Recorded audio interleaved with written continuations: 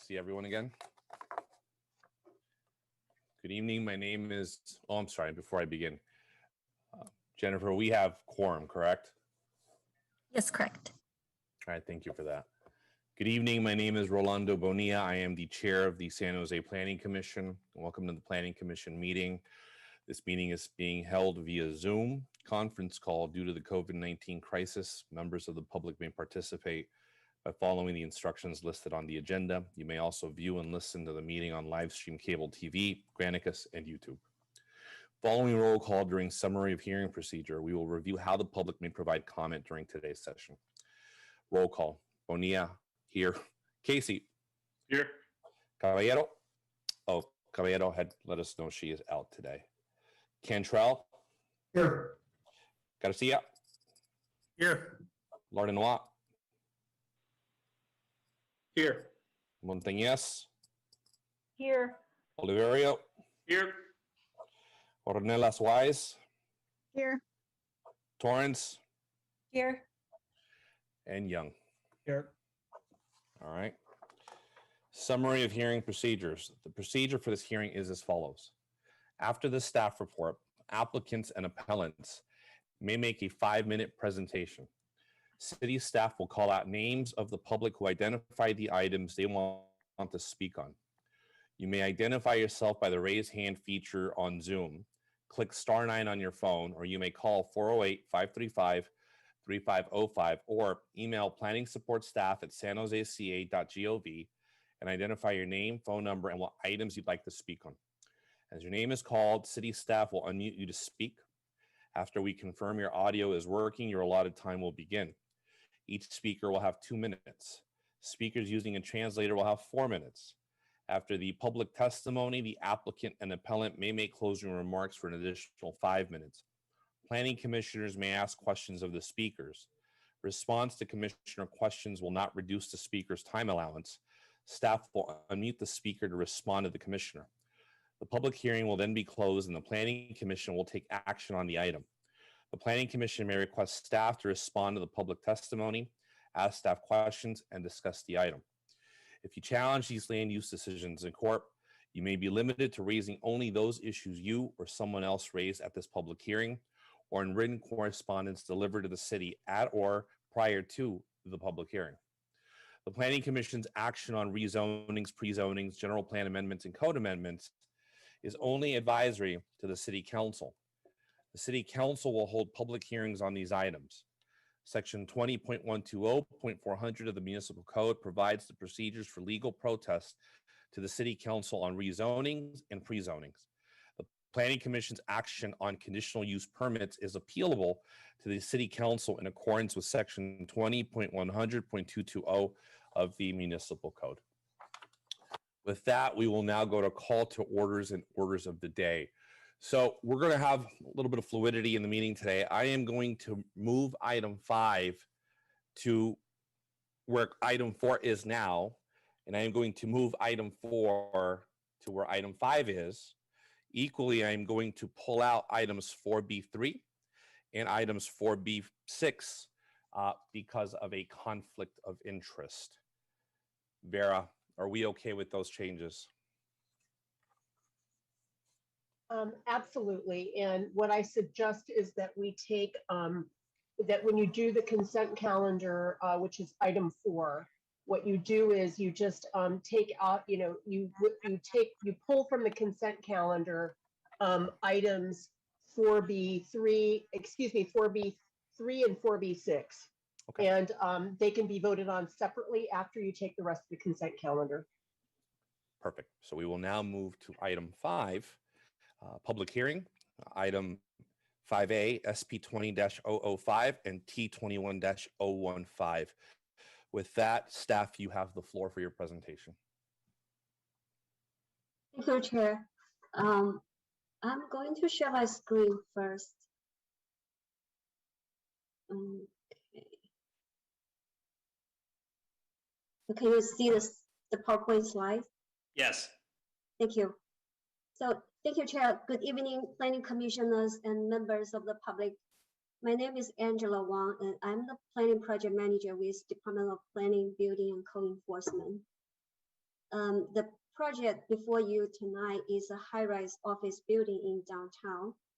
And as shown on the map to the left, the project site is within downtown. I mean, this is the boundary for downtown. And this is the project site. And the Guadalupe River is to the west of the site. It's this. And this is Highway 280 and Freeway 280 and Highway 17. Oh, 19, sorry. And so as shown on the area map, the subject site is located at the northwest corner of Wasway and South Almaden Boulevard. The site is surrounded by the convention center to the east across South Almaden Boulevard, a 9-story office building to the north, the Guadalupe River and Trail to the west, and the single-family residence approved for 2 office towers for redevelopment to the south across Wasway.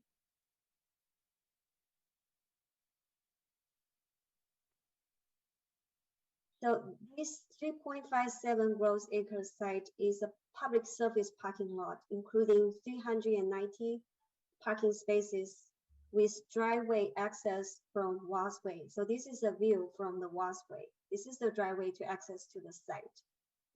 This is the Guadalupe River Trail. And as you can see, the tree canopies encroach into the project site.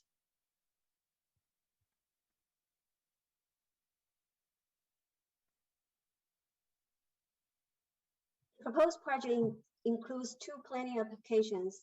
One is a special use permit to allow the construction of an approximately 2.05 million square foot building, including approximately 1.4 million square feet of office space in 2 towers connected by a podium, and approximately 37,000 square feet of amenities and retail space on the ground floor, with 3 levels of underground parking with alternative parking design, including stackers, tandem, and valet parking.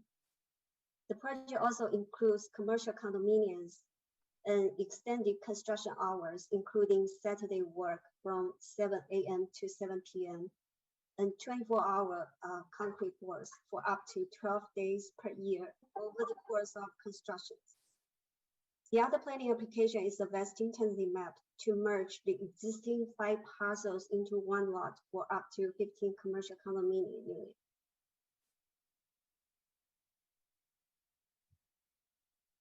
And the project site has a general plan land use designation of downtown and is within the downtown primary commercial zoning district. The downtown land use designation encourages high density development with the FAR up to 30. The proposed office and retail uses are permitted uses within the downtown primary commercial zoning district.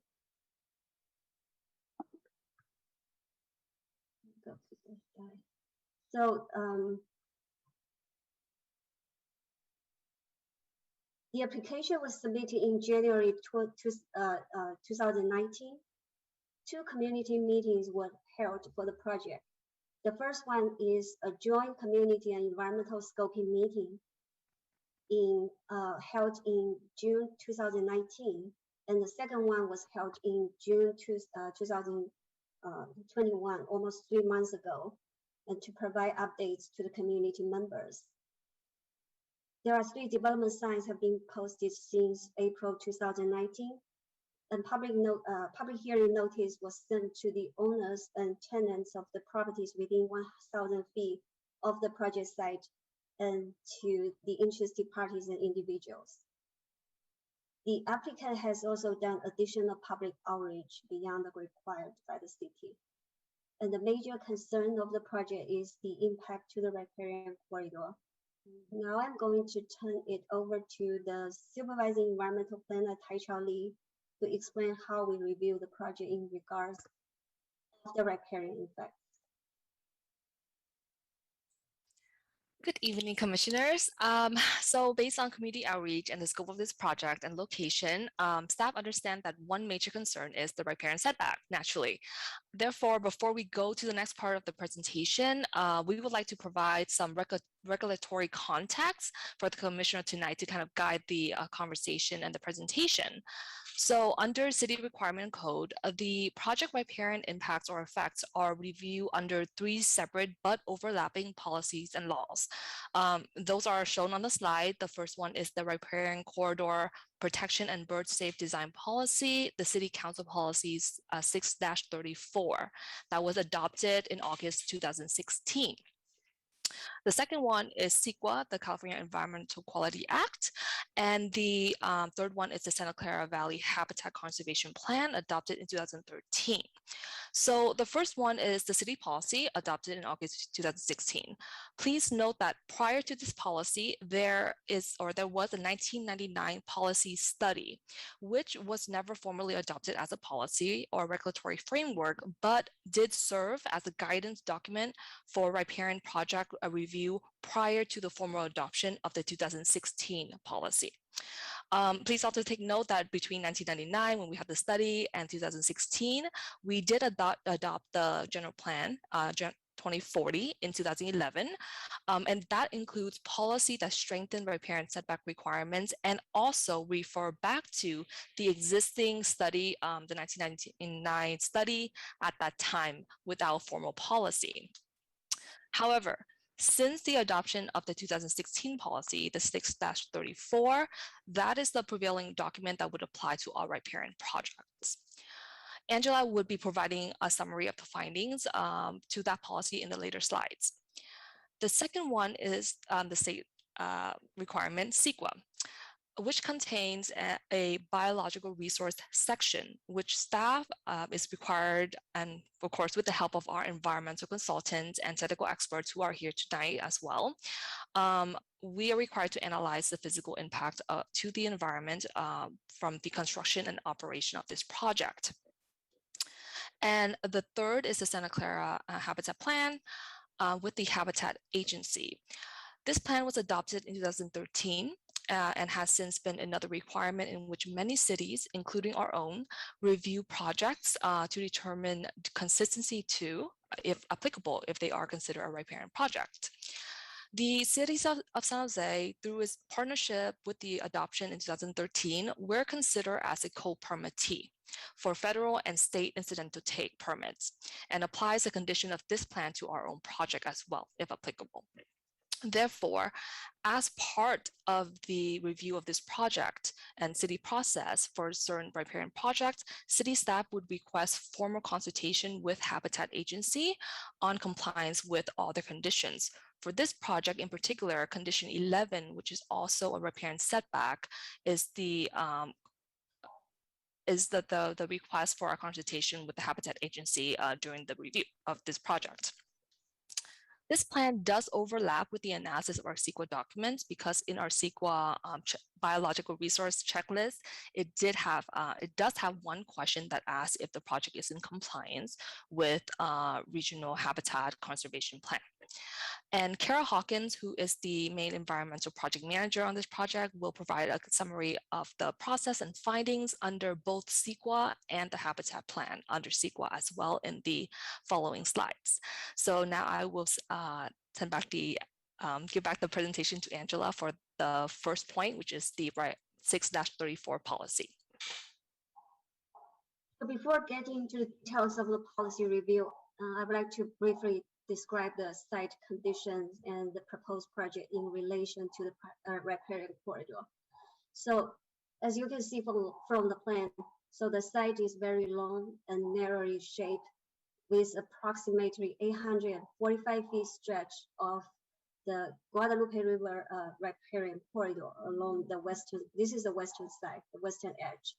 So the narrowest point is about 145 feet to the property line, and it's about 133 feet to the edge of the riparian.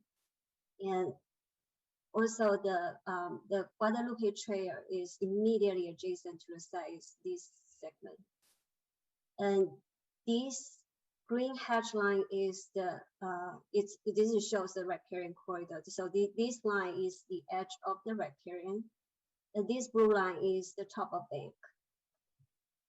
So before get into the details, so per the biological resources report prepared by the project's biologist. So this reach of the Guadalupe River is highly fragmented with very little undisturbed habitat due to the highly urbanized surrounding environment and human-related disturbance. So the riparian corridor adjacent to the project is extremely limited in its habitat value and influence. And for the proposed project, so the proposed project's upper floors would have a setback ranging from almost about 4 feet to 34 feet to 32.5 feet to the edge of the riparian. So the this is the upper floor line. So as you can see, it's basically this facade, it's this side. So the closest point is about 3 feet and 11 inches to the edge of the riparian corridor. And the underground parking is this line here.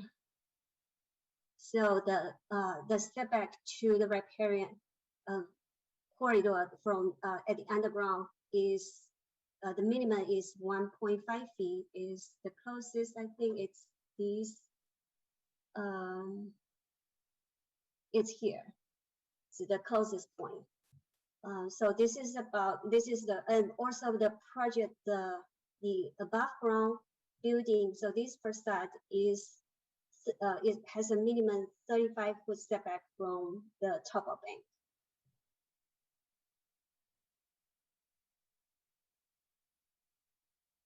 But the city's riparian policy requires a minimum 100-foot setback from a riparian corridor's top of bank or a vegetated edge, whichever is closest, to minimize the intrusion into the riparian corridor, and allows considerations of reduced setbacks under limited circumstances. So the project meets some of those circumstances included in the riparian policy is also shown on this slide. So due to the time limit, I will just briefly talk, very briefly talk about the few circumstances. So the first one is the development is in downtown, as we mentioned before. And the second one is the existence of legal uses within the minimum setback. So the existing site is legally used as a parking lot. And the third one is for the circumstance in which sites with unique geometric characteristics or disproportionately long riparian frontage in relation to the width of the minimum riparian corridor setback. So, I mean, you can tell from the project, I mean, this is the shape of the project site. And this is the 35-foot setback line, and this is the edge of the riparian. This is a 100-foot setback line. So almost half of the site is within the 100-foot setback area. And the narrowest point is here. So it's about 133 feet from this point to the edge of the riparian, and then it will leave about approximately 30 feet of the development area if the projects do respect to the 100-foot setback. And so, oh, sorry. So the first one listed on this slide is for sites that are being redeveloped with uses that are similar to the existing uses or any more compatible use within the riparian corridor than the existing use, and where the intensity of the new development will have significant less environmental impacts on the riparian corridor than the existing development. So the proposed high-rise office building will have a greater impact to the riparian corridor than the existing parking lot.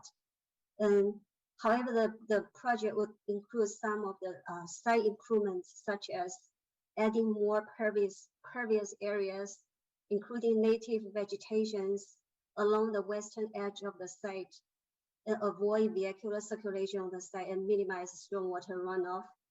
And also, so although the project has a The construction and operation of the new building would be within the 35 feet of the riparian edge and would incrementally contribute to a cumulative considerable impact to the Guadalupe River as a whole per the SEIR. The project will have a less than significant project level environmental impact from the individual project specific level. And furthermore, the project would be required to implement mitigation measures that would reduce impact from encroachment in riparian birds and habitat and would not result in a substantial adverse effect on any riparian habitat or other sensitive natural community. And for these circumstances, for instances where implementation of the project includes measures that can protect and enhance the riparian value more than the minimum setback. So the existing site is a paved parking lot with the exception of a very, it's about 660 square feet of the landscaping area at this edge. So this is the existing, and the project would have approximately 13,000 square feet of landscape area on grade, including approximately 17-foot wide landscape strip along the western edge. Actually, there's a slide show that. Let me go back. So this is the landscape strip that I mentioned about.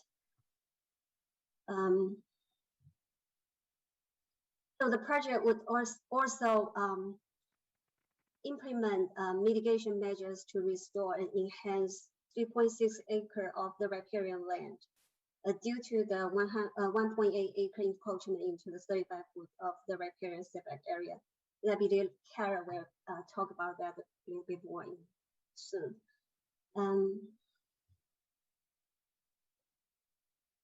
So, and also because the site is very narrow, so and also the half of the site is within the 100-foot setback area. So to propose a project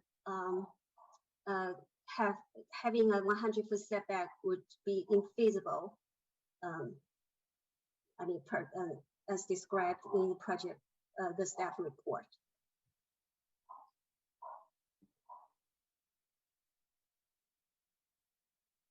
So per the riparian policy, applicants requesting reduction in setbacks may be required to submit a report by a qualified professional certifying the existence of one or more of the conditions included in section 8.3 of the riparian policy, also listed on this slide. So the applicant has submitted reports provided by qualified biologists. And based on the review of the report and staff's analysis, which described in detail in the staff report, staff concluded that the project meets these conditions.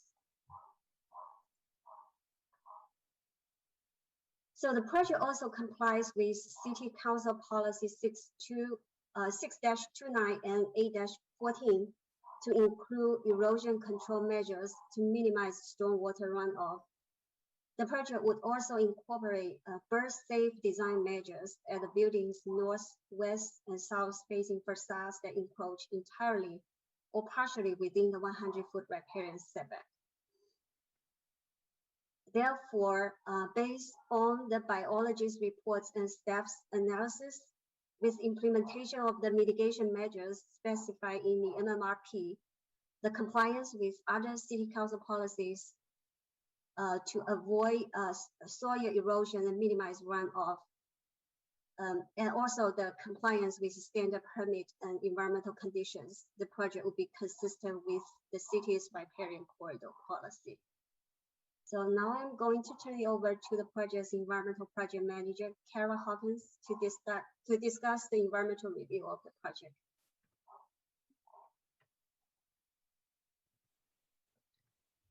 Good evening, commissioners. My name is Clara Hawkins, and as Angela said, I am the environmental project manager for the project. To comply with the California Environmental Quality Act, CEQA for short, a supplemental EIR to the Downtown Strategy 2040 final environmental impact report was prepared for the project. The SEIR analyzed a slightly higher square footage of office development, approximately 1.7 million square feet, than what is proposed before you tonight, approximately 1.4 million square feet, because of modifications to the project design since SEIR circulation in response to public comments. Since the SEIR evaluated a larger project, it included a more conservative analysis of potential impacts. This does not change the environmental findings. The applicant will provide more information on the evolution of the project in their portion of the presentation. The draft SEIR was circulated for public comment between July 31st and September 21st in 2020. We received 12 letters during that time. The comments mostly focused on traffic impacts, storm drain alignment, riparian setbacks and habitat restoration, riparian and public park shading, bird safety, and the Santa Clara Valley habitat plan requirements. The city has prepared a First Amendment draft to respond to all the comments received, and that is available on the project's website. Next slide, please, Angela. The SEIR found that significant and unavoidable impacts would result from the project. Mitigation measures are still required for all of these impacts. However, they are not able to reduce them to a level that is considered less than significant under CEQA. So these significant and unavoidable impacts include air quality for construction, operation, and cumulative impacts, cumulative noise and vibration during construction, and cumulative biological resources impacts to the riparian corridor. One thing to note is that this is not a project level impact for biological resources, but it is instead a cumulative impact based on the proximity of this project and other development as a whole within 35 feet of the edge of the Guadalupe River riparian area. 3.6 acres of off-site riparian land is required to be enhanced and restored as part of mitigation for this impact, as well as a 10-year riparian monitoring plan. Even with the mitigation measures of off-site restoration and enhancement, the SEIR found that the impact is still going to be significant and unavoidable. The project also has impacts to biological resources, hazards and hazardous materials, and noise and vibration that are able to be reduced to less than significant with mitigation measures included. All of the mitigation measures discussed for the impacts tonight are included in the MMRP that the applicant will be required to comply with prior to grading if the project is approved. Additionally, conformance with the Santa Clara Valley Habitat Plan is also an important component of the CEQA analysis for biological resources. Condition 11, stream and riparian setbacks of the Habitat Plan applies to all covered activities that may impact streams. In order for a project to be considered covered by the Habitat Plan, it must impact land cover of some type. Therefore, redevelopment projects which are located entirely within an existing developed footprint, regardless of the distance from a stream or riparian corridor, are not subject to the Habitat Plan. The existing project site is developed with a surface parking lot, and the new development footprint would not extend beyond the existing developed area. Therefore, the proposed project would not be subject to condition 11 of the Habitat Plan. Next slide, please, Angela. When preparing an EIR, CEQA requires that project alternatives be identified that could reduce identified significant unavoidable impacts. Alternatives should be reasonable, attempt to meet most of the project objectives, and should lessen environmental impacts. 4 alternatives were analyzed for this project. The first alternative, the no project alternative, would keep the existing parking lot as it is, which would avoid all of the identified environmental impacts. However, it would not meet any of the objectives. 3 reduced development alternatives were also analyzed. Angela, could you go to the next slide, please? The second alternative, which is the reduced development alternative 1, option 1, consists of a 35-foot setback from the property line. Under this alternative, 9 out of the 10 project objectives would be met. However, the environmental impacts would remain the same for all resource areas such as air quality, biological resources, hazards, and noise. This alternative would be set back 35 feet from the property line and not from the edge of the riparian corridor. Therefore, the cumulative, significant, and unavoidable biological impact would be the same. Next slide, please, Angela. The third alternative, which is the reduced development alternative 1, option 2, consists of a 100-foot setback from the edge of the property line. This alternative would meet 7 out of the 10 project objectives. Additionally, this alternative would avoid the project's significant unavoidable cumulative biological resources riparian impact and construction air quality impact, but it would not reduce all of the other impacts disclosed in the draft SCIR, which would all remain the same. Additionally, under this alternative, impacts to groundwater may occur due to the added below-grade parking levels. And then the last alternative, which is not shown on the slide, is the reduced development alternative 2, which is a square foot reduction and increase in height. This would be built to the maximum allowable height consistent with the general plan designation with a smaller building footprint. If the towers under this alternative were set back at least 35 feet from the riparian corridor top of bank or edge of vegetation, then the significant unavoidable biological resources riparian impact would be avoided with implementation of the mitigation measure BioC-1.1. However, the project would continue to have significant and unavoidable construction air quality impacts and may even result in increased construction impacts because of the increased height. For these reasons, staff recommends the project as it is. As you are also aware, staff has received a few comment letters for the project prior to this meeting. Just to reiterate, one letter reiterates potential impacts of the project being built adjacent to the Guadalupe River. Another letter in particular is a joint letter from 3 different environmental groups: the Sierra Club, the Santa Clara Valley Audubon Society, and the California Native Plant Society. The letter indicates that staff's project documents still result in unanswered questions and deferral of analysis, suggests that the proposed bird-safe design is not strong enough, acknowledge changes the applicant has made throughout the project timeframe, and reiterate their opposition for the overall project. There were no more details in the letter to elaborate on what information is missing, deferred, or unanswered. Staff maintains that questions and concerns pertaining to CEQA and environmental impacts under CEQA are addressed in the First Amendment, which was posted online and notified to all commenters consistent with CEQA guidelines. Staff is available for any more questions. And with that, I will turn it back over to Angela for the remainder of the staff presentation.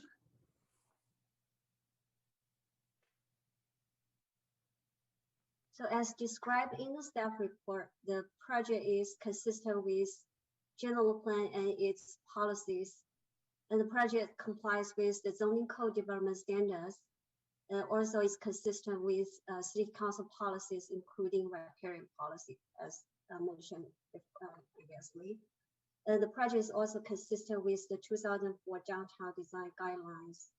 Therefore, staff recommend the Planning Commission to recommend City Council to adopt a resolution certifying the SDIR, adopt a resolution approving this vesting tentative map, and adopt a resolution approving this special use permit. This concludes staff's report. Thank you for that very thorough report. Clearly a lot of information for us to take in. So with that, is the applicant ready for their presentation? Yes, can everybody hear me? We can. The Good evening, floor is Commissioner. yours. There you go. Great, thank you. Good evening, commissioners. Thank you for hearing Boston Properties Almaden project tonight. My name is Aaron Fenton, and I'm Vice President of Development for Boston Properties. We're a large investor in San Jose with 2 other big commercial projects, one in North San Jose and the other in Diridon Station. We are extremely excited to advance our downtown Almaden project and add beautiful, unique, and sustainable architecture to the San Jose skyline, while delivering on substantial economic and community benefits to San Jose and the local economy. It is now my pleasure to introduce you to my colleague, Christina Bernardin, to present the project. Christina? Thank you, Aaron.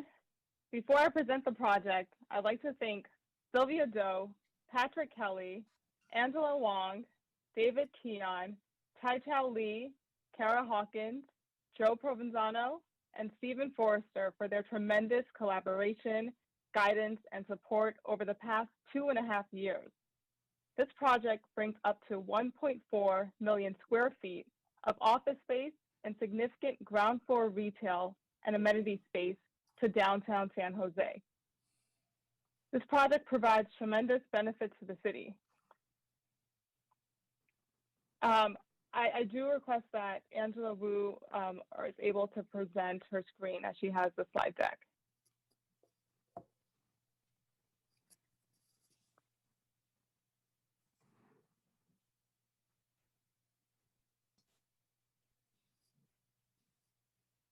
Everyone see this now? Yes. Yeah, Okay. you can.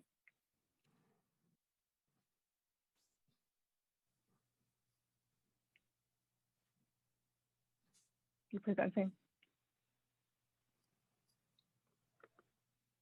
Okay. Oh, This I'm project sorry. provides tremendous benefits to the city. First, jobs, 2,000 union construction jobs per year over the course of 4 years, and 10,000 permanent jobs once built. Second, city revenues, $4 million to the city general fund, 6.5 to the school district. Third, we're supporting affordable housing with $17 million allocated to the commercial linkage fee dedicated on developing affordable housing for those in need. We're providing public art valued at 1% of our development costs and public parking for the community on nights and weekends. As staff has mentioned, our project is consistent with a general plan, city ordinances, policies, and development goals. I am pleased to introduce Hugh Trumbull, our architect, who will present the project design. Thank you, Christina. We are very excited about the building that we're presenting to you today. It's been a highly crafted building. We believe it's very unique in that it does a lot of interesting things to really bring the community together, to bring the context of the city together in a form and an architecture that really enjoys the public realm. With that, the composition is composed of 2 bars. One, there's a sinuous curve that reflects the Guadalupe River walk and the river itself, and provides a backdrop to the overall park and the Children's Art Museum, Children's Museum in the foreground. And the city in the back is reflected in the more linear straight bar that runs along Almaden Boulevard. At center stage, we have a wonderful crafted sculpted window that really brings the workers and allows them to move from the inside workspace to the outside, where they inhabit green terraces that take the green from the park up into the building and create a bit of urban theater so that people can see and be seen within the building, and the community comes together. If we go to the next slide, we'll be looking at the south elevation. And one of the things that's really beautiful about the south elevation is that it engages in a series of horizontal sunscreens that reflect the environment or condition the building, continuing the idea of the green terraces to this facade. You see at the second level course, the lobbies have been lifted up off the ground. And one of the things that's really wonderful about that is it allows the ground floor to be completely open to the public realm. As we move around to Almaden Boulevard in the next image, what you'll see is the space that's created underneath the building. A long view from Almaden Boulevard through a piazza type space all the way to the river Riverwalk, which is a really wonderful element. And that consists of a number of passages that go through from Almaden Boulevard to the Riverwalk, filled with amenities and retail, really bringing people together. If we go to the next slide with the ground floor plan, you'll see those paseos going through. Vibrant plan here, really meant to bring the community together, a place where people can meet and greet one another. If we go to the next slide, you'll see the facade as it runs along the Guadalupe River, as people promenade back and forth. The colonnade allows people to drift into the space underneath the building, provided a bit of shading there and a wonderful attribute to the city and connecting elements of the urban infrastructure. And lastly, if we go to a very important aspect and the inherent in the design is the sustainability.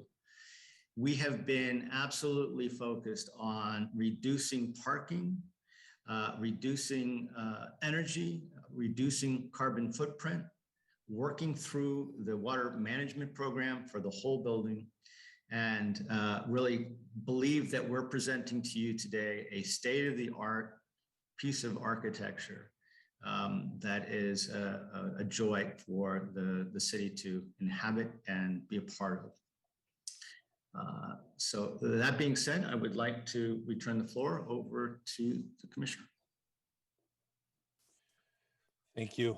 Jennifer, do we know how many public comment we have for this item? So far, we have 8 raised hands. Okay, so we can now go into public comment. Okay, Dave, you are unmuted. Hello. Good evening. I'm David Pochel, the Guadalupe Regional Group Conservation Chair for the Sierra Club Loma Prieta chapter. For the record, Sierra Club opposes this BXP project. The project needs to be set back from the Guadalupe River. Permitting this project to move forward without even a small but meaningful setback would be a breach of the spirit of the riparian setback protections and a breach of common sense. The arborist recommendations for tree protection during construction of this site states all existing trees shall be fenced off 10 feet beyond the outside of the drip line, the foliar spread of the tree. The proposed underground parking for this project is so close to the top of the bank that it could not follow even this recommendation for many of the trees in the stream channel, are publicly owned trees or publicly owned existing riparian area below the top of the bank. The University of California peer-reviewed article, Living Among the Oaks, states that the most vulnerable part of a mature tree is the root system. For management purposes, think of the tree's root system as extending at least 1/3 farther than the distance to the drip line. This means no grading, digging, trenching, using a fill, etc. When we developed the cities and the Habitat Agency's riparian policies, we understood that hardscape causes water runoff quickly during storm events and that squeezing the channel leaves water to flood the built environment. And we understood that mistakes had already been made with many developments. So there is a goal, even 10 seconds left. Okay, well, the goal is to have at least 35 feet setback. You'd think after the flooding of 2017, we would take these setbacks very seriously. Thank you very much. Have a good evening. Next speaker. Carlos, you are unmuted. Go ahead and unmute yourself and begin to speak. Hello, can you hear me? Yes. We can hear you. Hi, good evening, Chair and Commissioners. My name is Carlos Duran. I am a field representative for the Carpenters Local 405. I represent over 40,000 members in Northern California. 3,200 of those members live right here in San Jose. And the Carpenters Union fully supports this project. We support this project because Boston Properties has made a commitment to use a union general contractor. With that commitment comes opportunity. Developers and projects like this is what gave me the opportunity to enter into the carpenter's apprenticeship, where I learned valuable skills to sustain a good paying job with benefits. Developers and projects like this create opportunity for local residents to work and spend some of that hard-earned money right here in their own community. Developers and projects like this give opportunity to local residents by giving them another pathway to a great career through our apprenticeship. That same apprenticeship gave me the opportunity to be here speaking to you in full support of this Boston Properties development. So I urge you, commissioners, to vote yes and move this project forward and build opportunity for San Jose residents. I thank you for your time and the opportunity to speak. Thank you. Next speaker, please. David, you are unmuted. Go ahead and unmute yourself.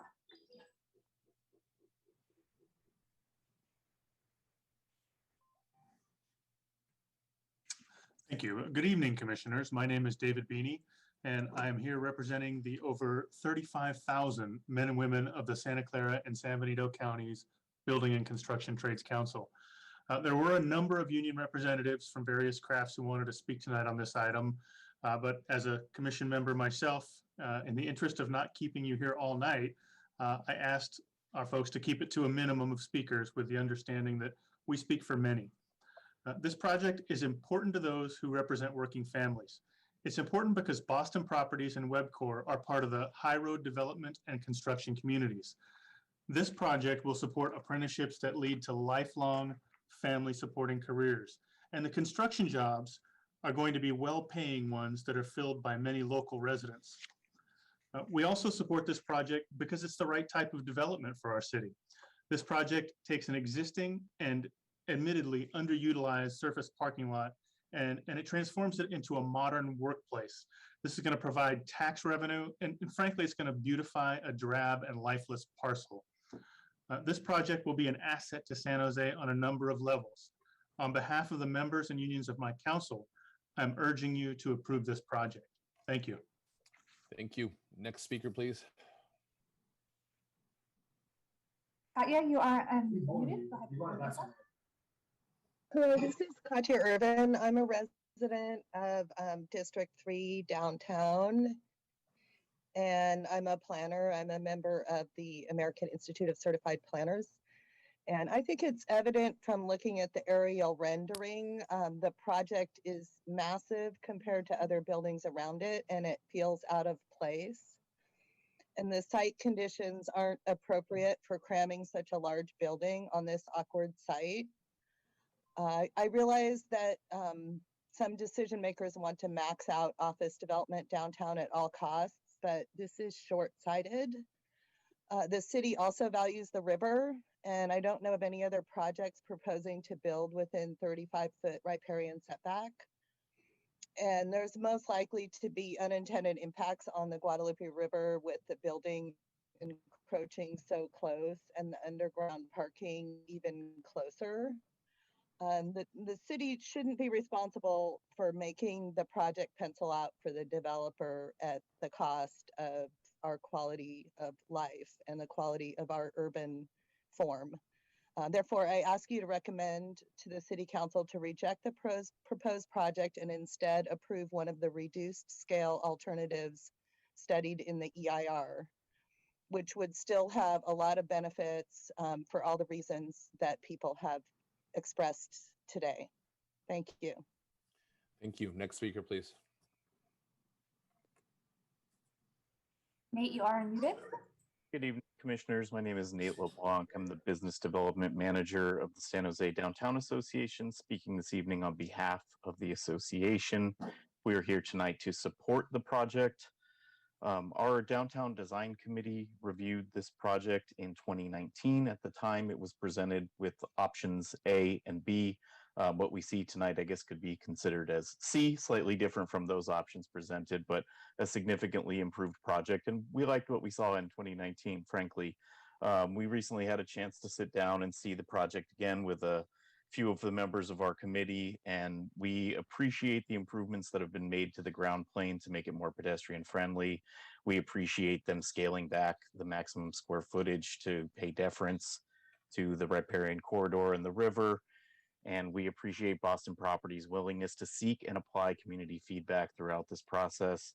And we would like to see this project move forward through the permit process and sent to City Council for approval. Thank you for your time. Thank you. Next speaker, please. Shani, you are unmuted. Good evening. My name is Shani Kleinhaus. I'm the environmental advocate for Santa Clara Valley Audubon Society. We sent you a letter and we hope you had a chance to read it.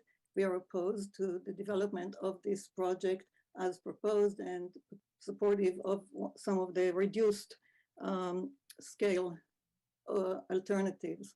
Our opposition is primarily due to the impacts on the Guadalupe River, which are not mitigable.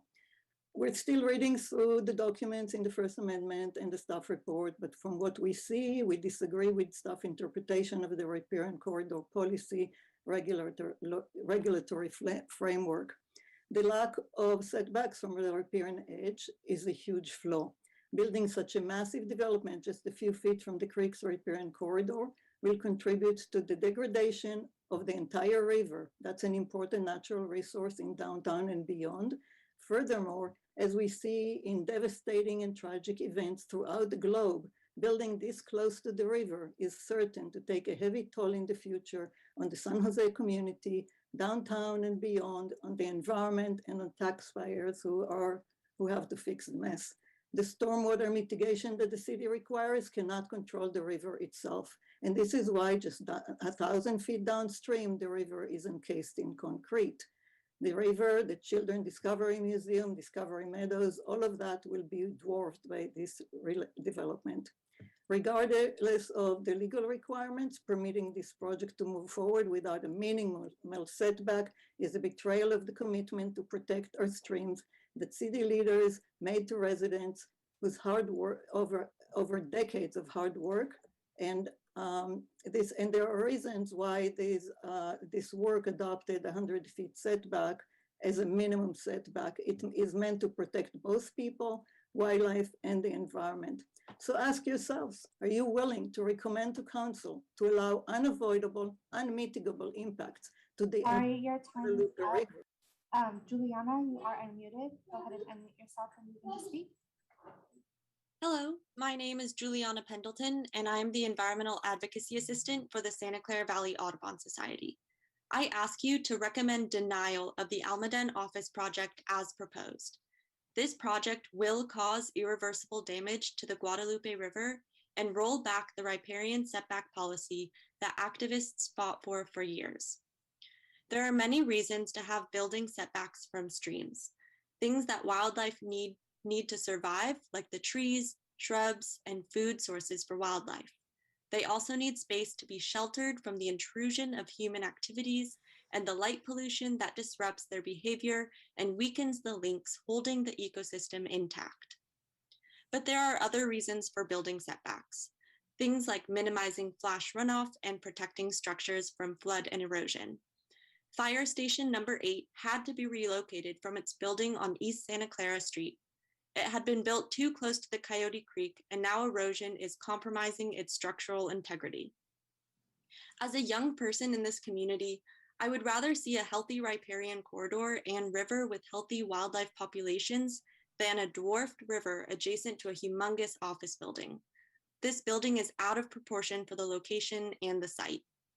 Youth across the globe are fighting for the environment and our future, but developers seem set on building wherever and as much as they can, so long as they make a profit.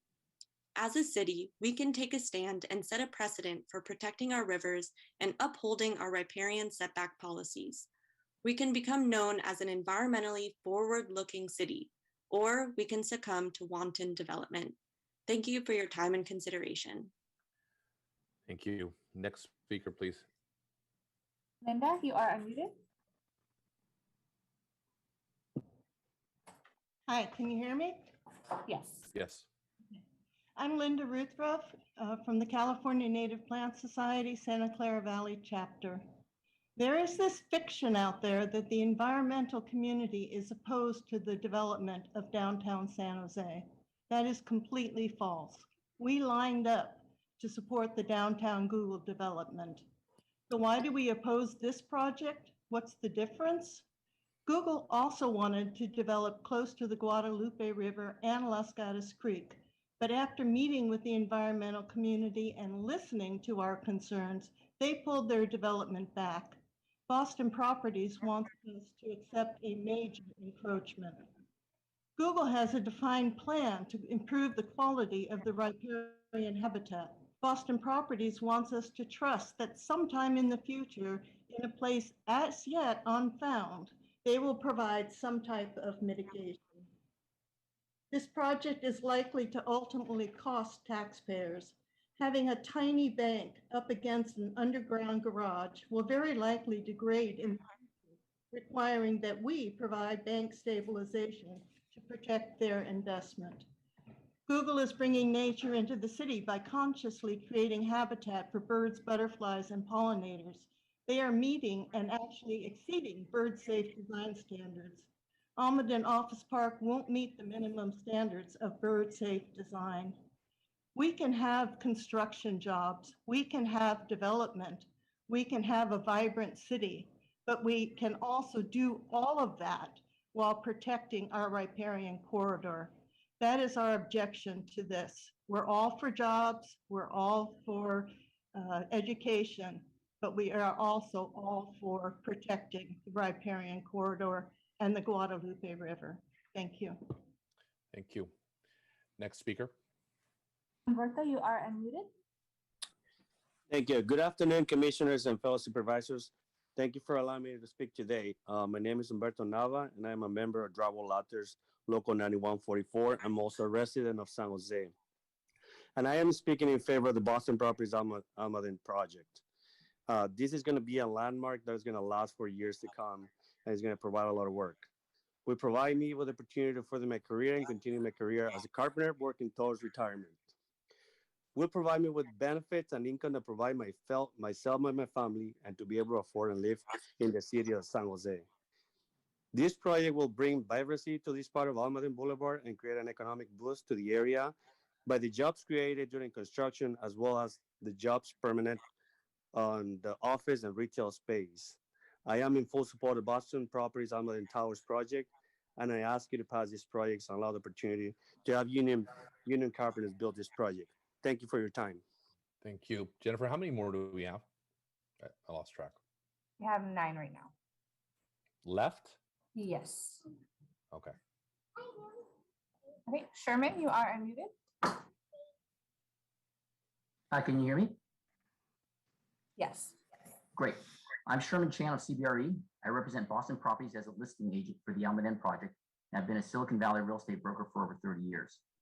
Our office is in downtown, and we've been trying to get large tech companies here for 2 decades. We believe downtown's time has come.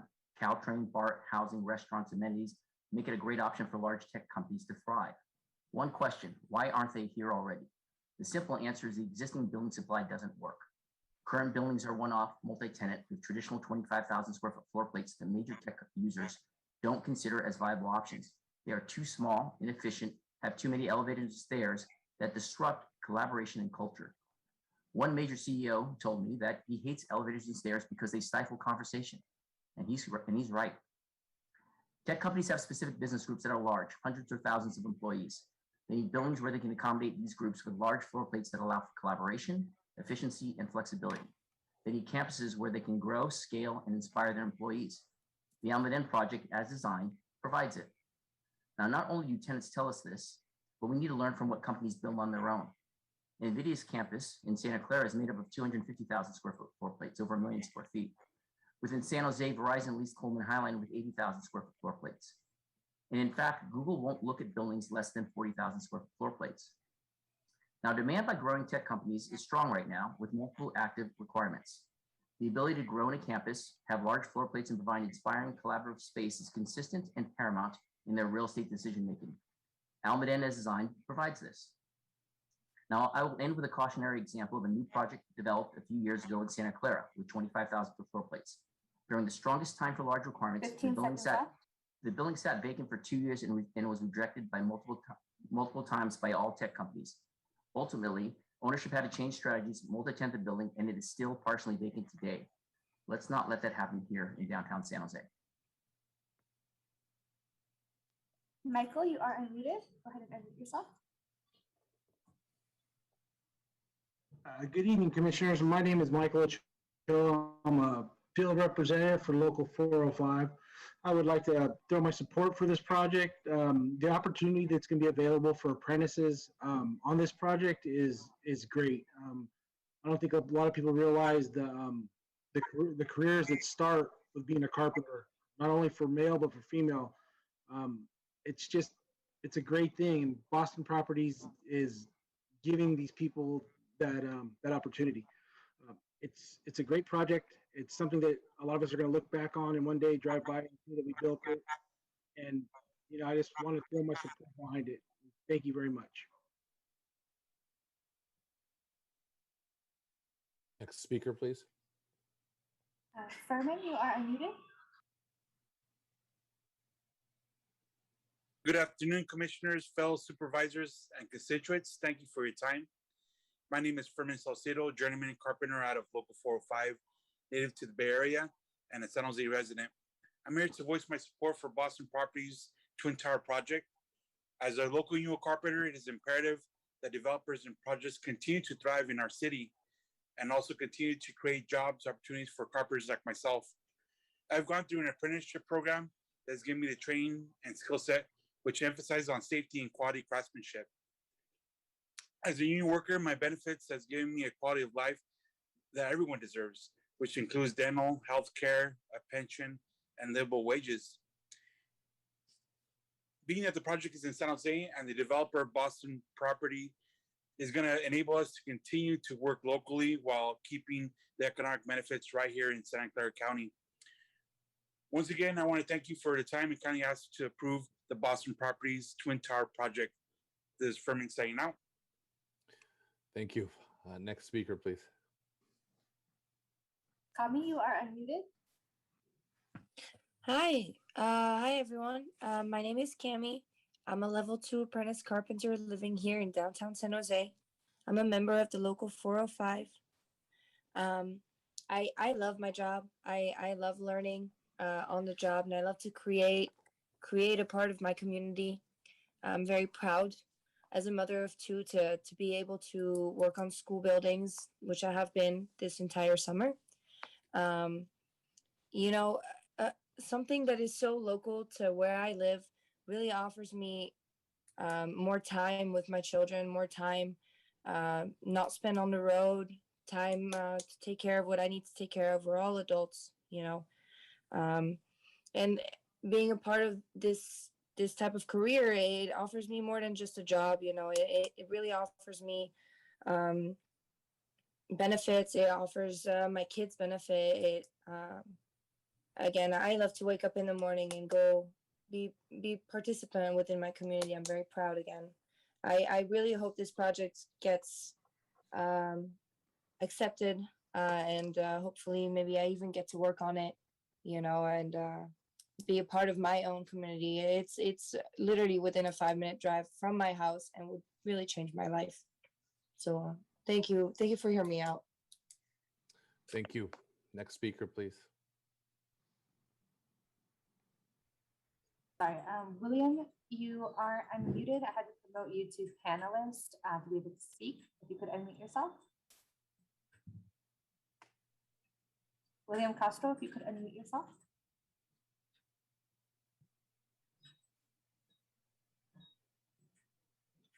Buenas tardes, señores comisionados. Gracias por darme la palabra. Mi nombre es William Castro. Soy miembro de la Unión 405 por 25 años. Hablo en favor del proyecto Boston Property Twin Towers a construirse en el centro de San José. Este proyecto traerá muchos beneficios para la comunidad, traerá oportunidades para los carpinteros locales. Por eso apoyo 100% este proyecto, porque traerá oportunidades de trabajo y sueldo digno para vivir en San José. Por eso les pido, señores comisionados, que aprueben este proyecto. Muchas gracias. Muchísimas gracias. And since we didn't have any translation, in a nutshell, he is supportive of the project because of the wages and the opportunities for employment. Next speaker, please. Dashel, you are unmuted.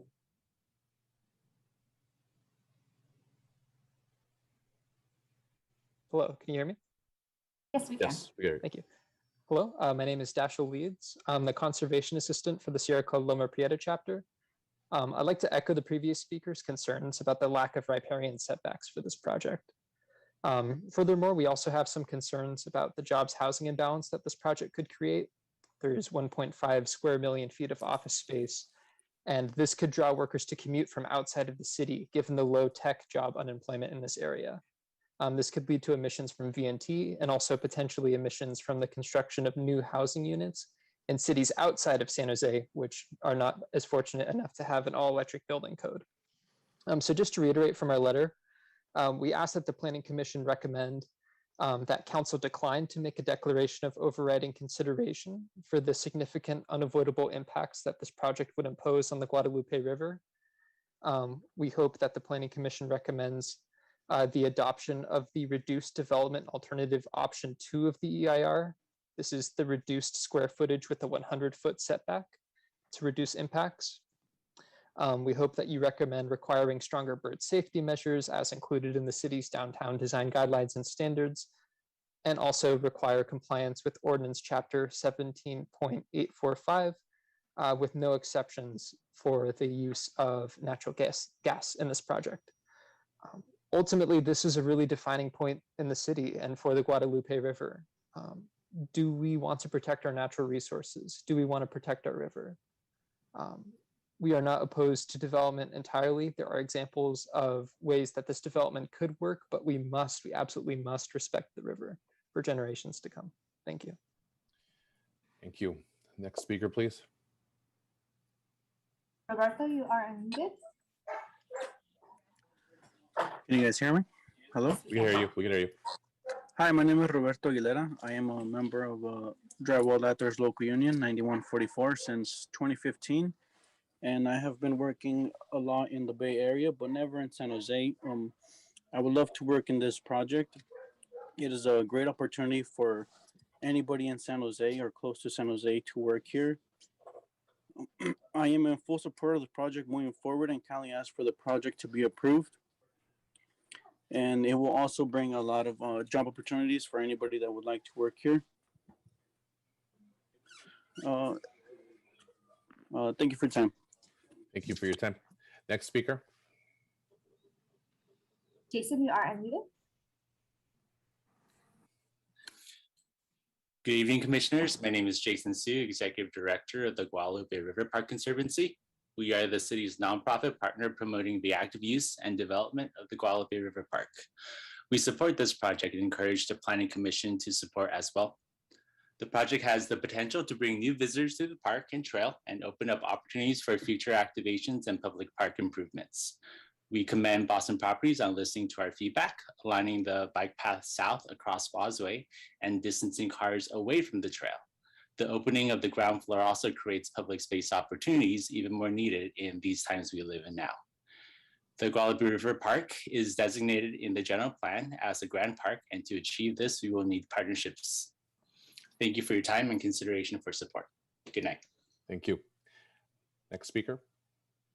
Joel, you are unmuted. Hello, my name is Joel Segura, and I'm a resident nearby this proposed project on Pierce Avenue, and generally I'm in support of this project. What the property shown, at least I agree with the activation of the area, current uses, not just as a parking lot, but as encampments down by the river are not great for it either. So I would hope that a building like this might discourage the erosion, the human erosion, and carving out of the riverbanks to flatten it out. And I believe also that the building further down on that borders San Carlos is just as close to the river, and it doesn't anyway appear that there's a lot of erosion over there. So as a resident anyway, that they have my support for the building, and that's the end of my comment. Thank you. Next speaker. Marilee, you are unmuted. Good evening, Commissioners. I'm Marilee Jennings, the Executive Director of Children's Discovery Museum of San Jose. And as the architect's slide showed, our museum is immediately adjacent to the Guadalupe River Trail, and of course, cares deeply about the project proposed to be built adjacent to us. We care deeply also about the Guadalupe River, which, as some of you know, we use as a living classroom to teach children about the environment. I want to commend Boston Properties and say that after years of conversation with them, our board is in favor of this project for several reasons. First of all, Boston Properties has been in contact with us from the beginning, soliciting our feedback, addressing concerns, asking how they can be the best neighbor possible. And what this project delivers for us is activation of an unused space. It will bring positive public use of an area that now is suffering tremendous damage from unauthorized use. We're excited about the new amenities that our visitors, the 400,000 visitors we bring to San Jose every year, what they'll be able to do in San Jose.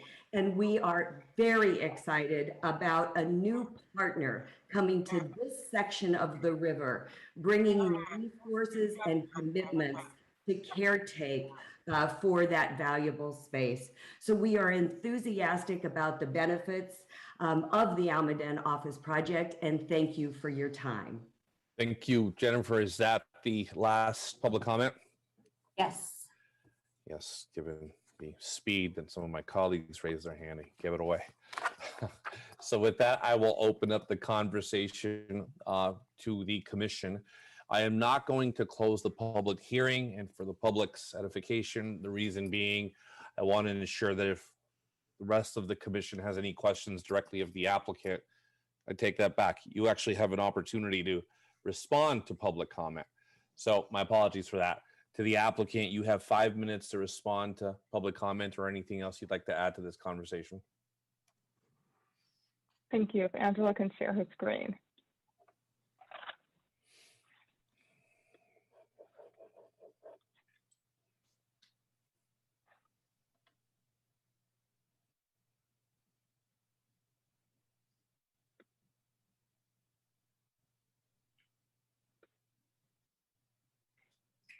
Thank you, Chair Bonilla. I'd like to respond to comments by addressing 4 topics. 1, sustainability. 2, setback and mitigation efforts. 3, bird safe design. 4, ground floor pedestrian realm. I'm proud to say Boston Properties is a leader in sustainability in the nation. We've consistently ranked at the top percentage of real estate companies for sustainability. We've cut carbon emissions, reduced energy use, and reduce site water use, and publicly committed to achieving carbon neutral operations by 2025. And our commitment to sustainability is also reflected in the vision for our Almaden project. We've owned the site for 20 years, and I've walked it multiple times. These pictures are from last week. The site is a paved surface parking lot. The current condition of the riparian area is sadly an environment full of trash, debris, invasive species, and encampments. Because the parking lot is paved, during rain events, water carries contaminants from the lot, including oils, heavy metals, exhaust, and flows to the river, where it has a negative effect on the environment. Boston Properties is bringing our sustainability leadership to this project design and will improve the environment. Through our development, we're adding 12,500 square feet of landscaping, increasing the existing amount by 20 times. This landscaping provides natural filtration to the contaminants and treats the stormwater before it flows off-site, resulting in cleaner water and lower velocity flows, which in turn reduces erosion and sedimentation in the stream. We are also providing mechanical filters. This project being in this location will make a positive impact to the area. Over time, we've made changes to the building to address comments from our partners, the community stakeholders, and comments from the 2 public hearings that we've had above and beyond what is required. Our original project was designed with a building footprint that expanded the entire breadth of our site. There was no setback. We then provided a 14-foot setback from our property line, which is the design that was studied during CEQA. Since the CEQA process, our team has made additional changes to respond to the comments that were received and reduce the footprint of our building yet again. Our above-grade tower is now 17 feet from our property line and at minimum 35 feet from the top of the bank. At the community hearing, there were concerns about the garage with the hypothesis that tree roots will be affected under the drip line. The city CEQA consultant does not believe that is the case, as the lot is impervious and roots go towards the water stream. But we still wanted to address the perceived concern. The below-grade parking was reduced to avoid any and all encroachment within the riparian edge drip line. We're also required to meet root protection standards once we begin construction. All of these changes have reduced our building by 290,000 square feet. Furthermore, our project will perform 3.6 acres of mitigation to improve the habitat. We have been proactive in finding partnerships for this task. Through our conversations, this mitigation is both feasible and can occur, and is required to be defined before the project begins. Bird-safe design, our city biologists studied our project, and their expert opinion is bird-safe design is necessary along the north, west, and south facades, which we are complying with. We were also required to monitor the design for 3 years to ensure it's performing to its requirements. Finally, our ground floor pedestrian realm revitalizes San Jose by reducing vehicle traffic to the image below and creating this to become a pedestrian realm. Chair Bonilla and planning commissioners, this final project design is truly a collaborative effort between Boston Properties, the city, and community partners. Thank you. Thank you for that. And with that, I will now open the floor to commissioner questions. Commissioner Oliverio, then Commissioner Young. Commissioner Oliverio, the floor is yours.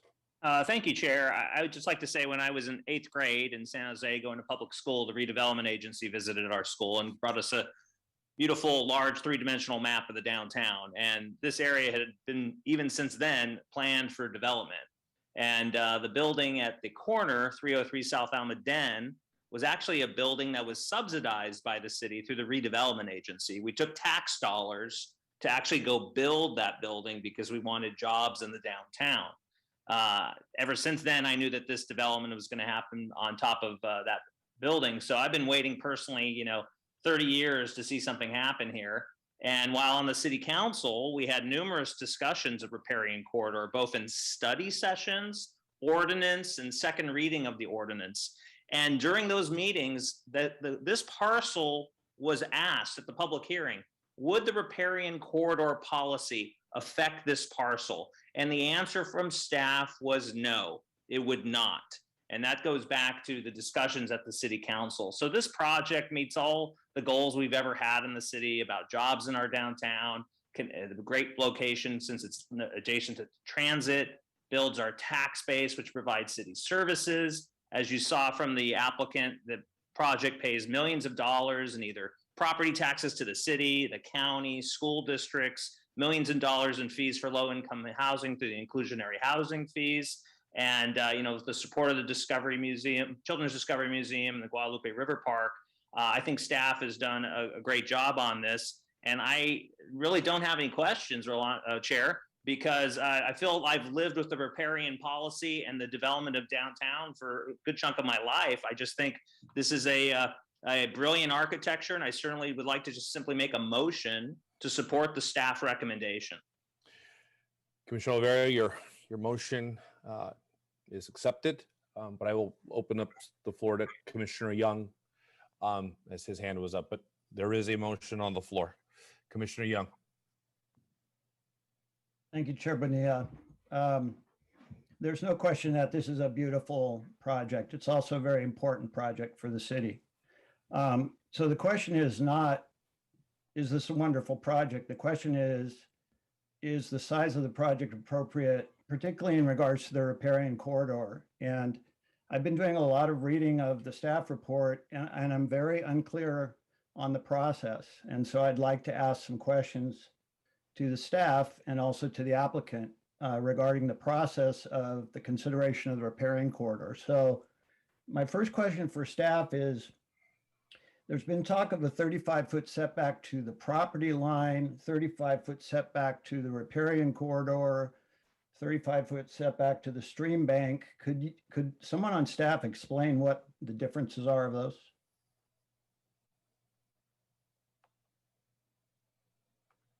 Angela, would you like me to try to explain first? I'll just go ahead. So 35 feet from the property line is the edge of where that development is legally allowed to occur.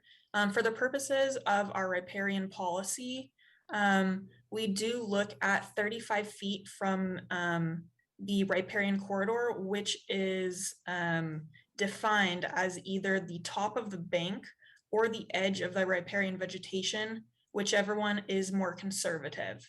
In this case, the edge of the riparian vegetation does extend past the top of bank. So in that case, for the purposes of these policies, we would be using the 35 feet from the edge of the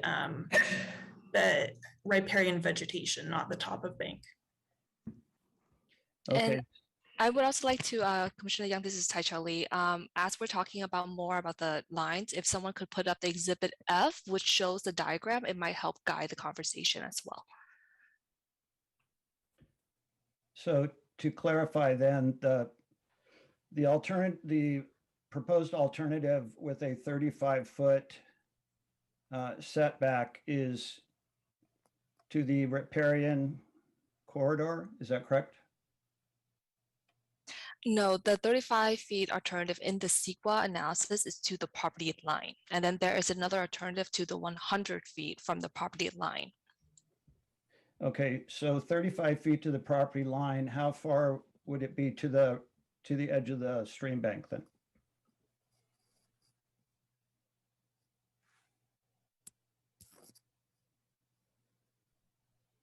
To, do you mean the riparian edge?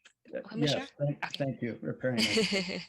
That we did not measure that line for the alternatives in the CEQA analysis because the CEQA analysis looked at what's the significant impact and what alternative right away can we analyze that would reduce those impacts. So knowing that the 35 feet from edge of vegetation was a concern because of the policy, we chose to look at a more conservative effort at the property line for both 35 and 100.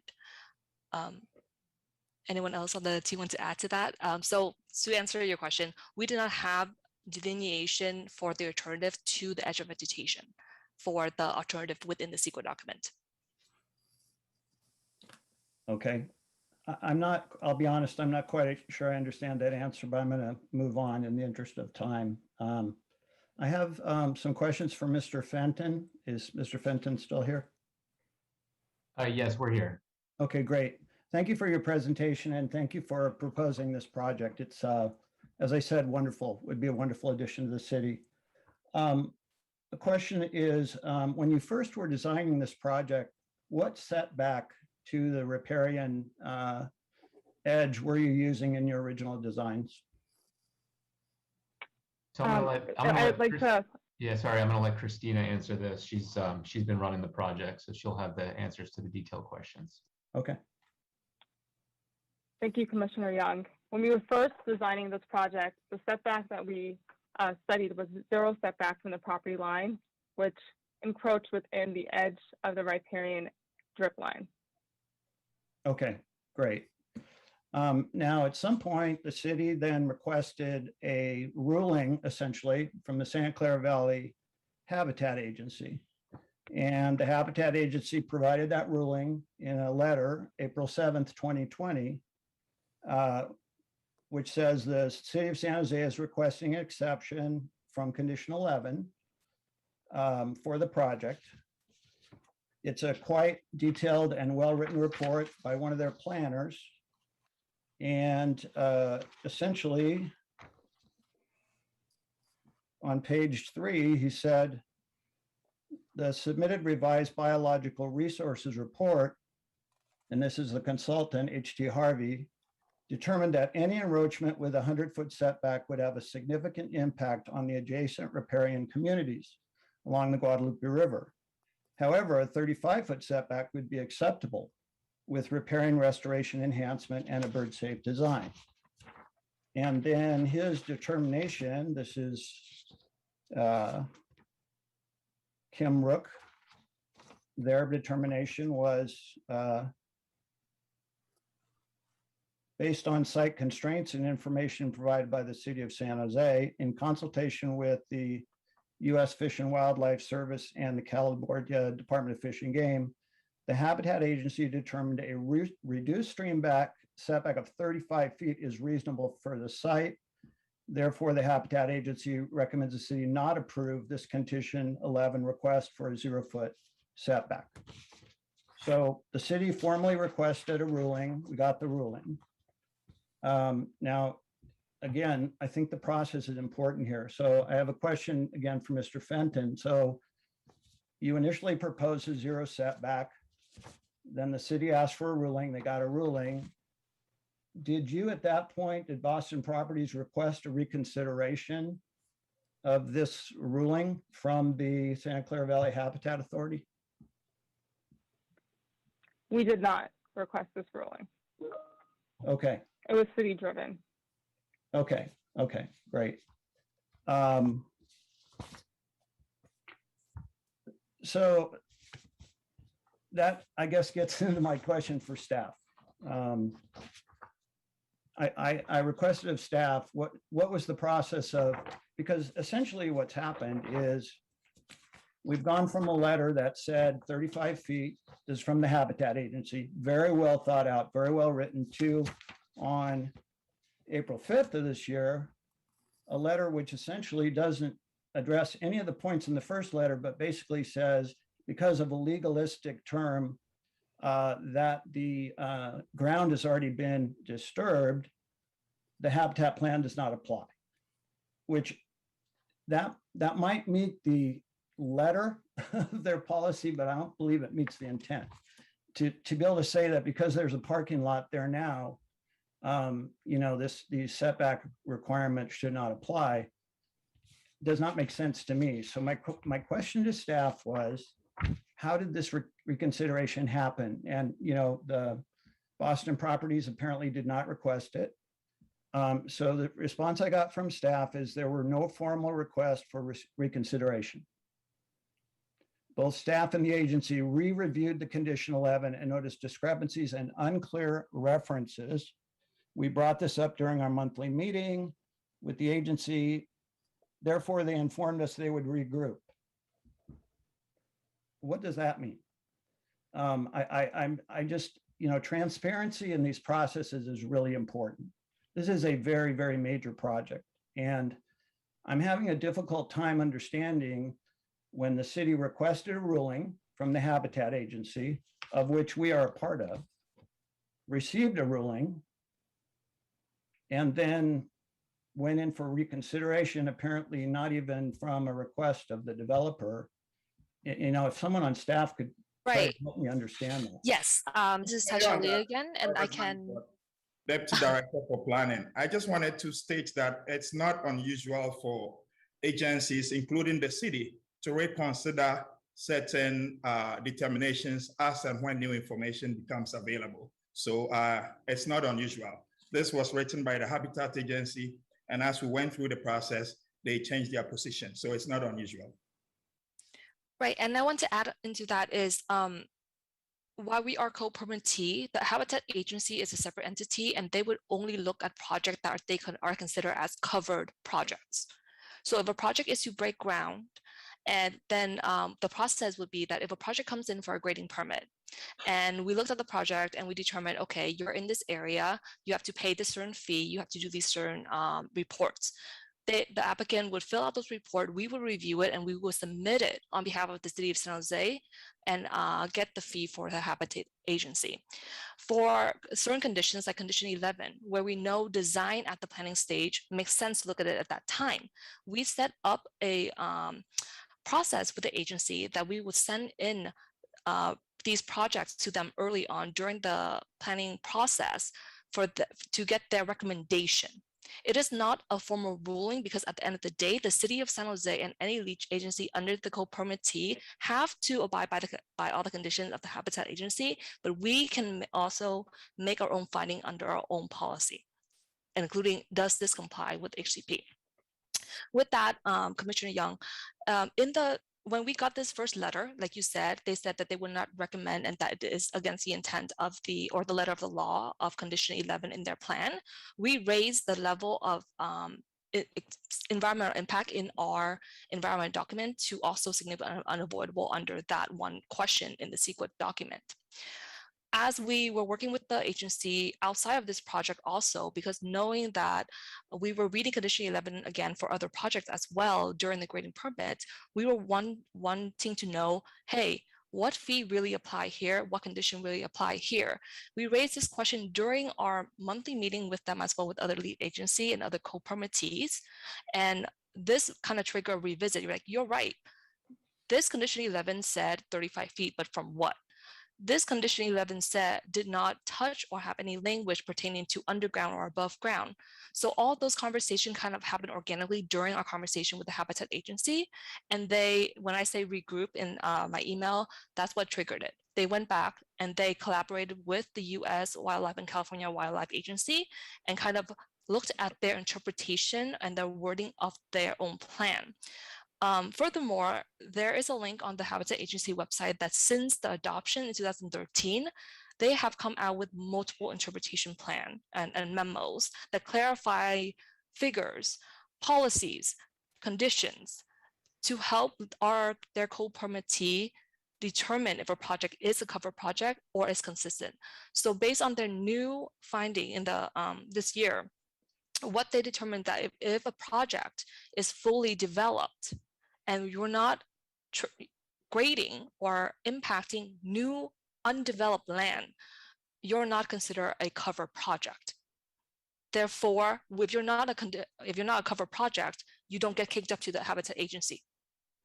So that was their stand, and that's why we received that new information, the new letter, and we added that to the First Amendment, which is the response to comments, knowing that the everyone was also a little bit confused and concerned about the difference between our policy, the CEQA policy, and the habitat policy.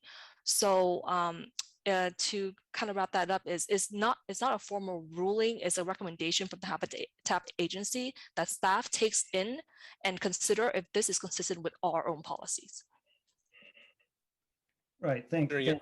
Does that answer your questions, Commissioner Young? Yes, I have a couple more, and I'll try to be brief, Chair. Please, thank you. Is there, I had made a request this afternoon to have a representative of the Santa Clara Valley Habitat Agency at the meeting so that I could ask some questions. Is there a representative here? My name is Kara Hawkins. I can speak to that. I did coordinate with our main contact from the Habitat Agency, and unfortunately, they were not able to send anybody to attend tonight. Okay, thank you. Chair Bedina, just a question procedurally. I'd like to make a motion that we table this item, but I know there is already a motion on the floor. So could you help me how I could do that? Sure. What I was actually going to do is there is a motion on the floor, and I was actually giving you the space to speak because you were already in the queue. But when you were done, I actually wanted to address that motion. So I will now go to that motion since there is a motion on the floor by Commissioner Oliverio. Do we have a second to his motion? I would like to second Commissioner Oliverio's motion to accept staff recommendation and approve this project. Okay, so now Commissioner Young, we are now living within the framework of the motion on the floor because there is a second, and we will continue public comment, but we will do an up and down vote on the motion shortly. Okay, Commissioner Bonilla, which motion are you expecting to vote on? Because the second motion, if seconded, becomes a substitute motion that then is taken first. Yeah, thank you for that clarification. So I'd like to make a motion that we table this item for one meeting. I think there's really a lot of unclarity on the process. I'd like to have somebody from the Habitat Agency here. I don't see any need to rush this item through. So that would be my motion to table to the next meeting. Do we have a second to the secondary motion? I second that. Commissioner, I will second the motion. All right, so we have Commissioner Young with a motion to table, and we have Commissioner Cantrell seconding that motion to table. All right. And to clarify, the motion is actually to continue to the next hearing. My apologies. To That's continue okay. to the next hearing. That's correct. Okay. And we did have, so that is the framework we're going to be working under right now. We do have Commissioner Cantrell and Commissioner Torrance have their hands up, so I will go ahead and go with Commissioner Cantrell. Actually, I'll take my hand down. I think Commissioner Young did a fantastic job of asking my questions. Perfect. Commissioner Torrance? Thank you very much. Having read through this and being one of the teachers in the group here of young children, I just want to zoom out. I want to take the bigger view. Feel like we've been down in the weeds a bit. Want to take the big view. Staff has done an incredible job of educating us on the laws that were considered as this building was designed, as it's gone through the process. And they have done excellent work. And I feel very confident with the amount of support that they have built around this project and that the developer has built, that we would be approving something that is the highest and best use of this property. And the due diligence has occurred, and that is why I'm in support of approving the project and moving forward this evening. Thank you. Commissioner Torrance, thank you. We have Commissioners Montañez and then Commissioner Lardenois. Montañez, the floor is yours.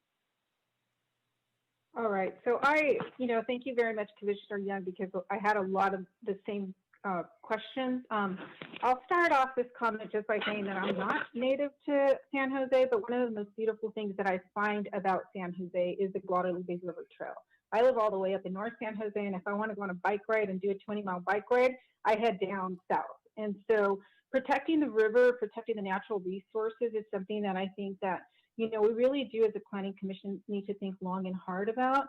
But I also wanted to ask a question because there was a statement that was made that said that there was no other reasonable alternatives that avoid or reduce the encroachment, right? And so I'm wondering if, just from a more global picture, did the planning department ever discuss, and I know that this has to be something that's discussed with the developers and also within the department, and then also has to come to us, but Almaden Boulevard, as it goes down south towards Waz Way, the use of that street, I'm just wondering if it could be better planned. And if there could be a compromise that instead of, encroaching on the riparian, if we could figure, if our teams could figure out a way to work with the developer to, instead of encroaching towards the river, encroaching more on Almaden Boulevard and redesigning that street and potentially vacating some of that street to make this project feasible. So we're not impacting our natural resources. The reason that I do want to support, and I am going to support Commissioner Young's motion, is because I don't think we've thought, maybe it has been thought out thoroughly, but I didn't see that presented before us. And I think that if this is something that, can be looked at, it may be a possibility where it's a win-win for our natural resources and then a win-win for this development project. I do believe it's a beautiful project. I just feel that, we need to protect our environment. We got to figure out a better way to do it than just, moving this forward. So thank you very much. Those are my comments. Thank you, Commissioner Lardenois. So regarding this motion to continue, I wanted to ask staff if continuing this to the next meeting would have any impact on this project timeline for getting to City Council? Commissioner Ladino, I believe there is a law that requires that if a decision is not made within 60 days, then it automatically goes to City Council. So to the extent that any decision can be made within 60 days, that is fine. But I would also like to indicate that the EIR addresses an alternative or analyzes an alternative that addresses this concern. So the commission can also look into that alternative if the setback is the most important concern, so that a recommendation can be made to City Council for approval of that particular alternative. Thank you, Robert and staff. I don't think that answered the question though, because the motion is to just continue the meeting for one planning commission meeting. So that would be 2 weeks. And staff, have your public notices gone out? Would that affect the time that this goes to, that has been noticed for the council meeting? Thank you. That was the question. Hi, Commissioners. This is Sylvia Doe with Planning Division. Yes, the hearing notices have been sent out. It was a joint hearing notice for this evening's Planning Commission, as well as for the September 14th City Council meeting. So if this item were to be deferred for 2 weeks to September 8th, that would be right up against the week prior to the City Council meeting, not leaving much time for staff to provide a thorough summary of the Planning Commission discussion this evening to the City Council and still maintain that date. And since I still have the mic, so to speak, I also wanted to make note that if, should the Planning Commission decide to defer this item for the purposes of having a Habitat Agency representative in attendance, we can certainly extend the invitation to them as we try doing this evening, but at the same time, we can't compel them to attend the meeting. Thank you. Thank you for that. Commissioner Rodenois, is your question answered? Yeah, and I just had a suggestion that we amend the motion to include the specific concerns that Commissioner Young would like to have addressed at the next meeting. If I remember, it was just having the Habitat representative, but I think we should be explicit in that. You know, is that your comment, Commissioner Rodenois? Yeah. Commissioner Ornelas Wise. Hi, I just want to know, there's a couple questions. So does the project meet the 35-foot setback? Does the exterior of the building, does it have from the riparian corridor, does it meet a 35-foot setback? I mean, I know that there was the underground and the above, but does it meet the 35-foot? No. Okay. The project, yeah, does not meet the 35-foot setback to the edge of riparian corridor. And what is the closest? How close is it to the riparian corridor? So the upper floor is the closest point is about 4 feet to the edge of riparian corridor. Maybe I should pull up the map to show that diagram. Just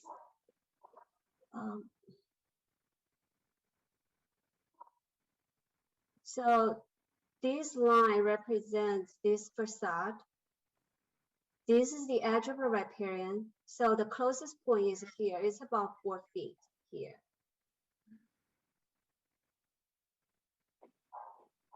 Did I answer your question? Yeah, how close is it to top of bank? To top of it is about 35 feet. Okay. It's 35 feet from this facade to the top of bank is 35 feet. And I'm just curious on some of the other buildings along the Guadalupe River there, you know, how close are they to the riparian, to the top of bank specifically? You know, I mean, you might not know now, but that's just something that, you know, just trying to kind of compare other structures that have been built, you know, maybe in that same, you know, some large commercial structures that have gone up close to the creek, you know, what do they really look like? I mean, I'm a mom. I do take my children to the Children's Discovery Museum.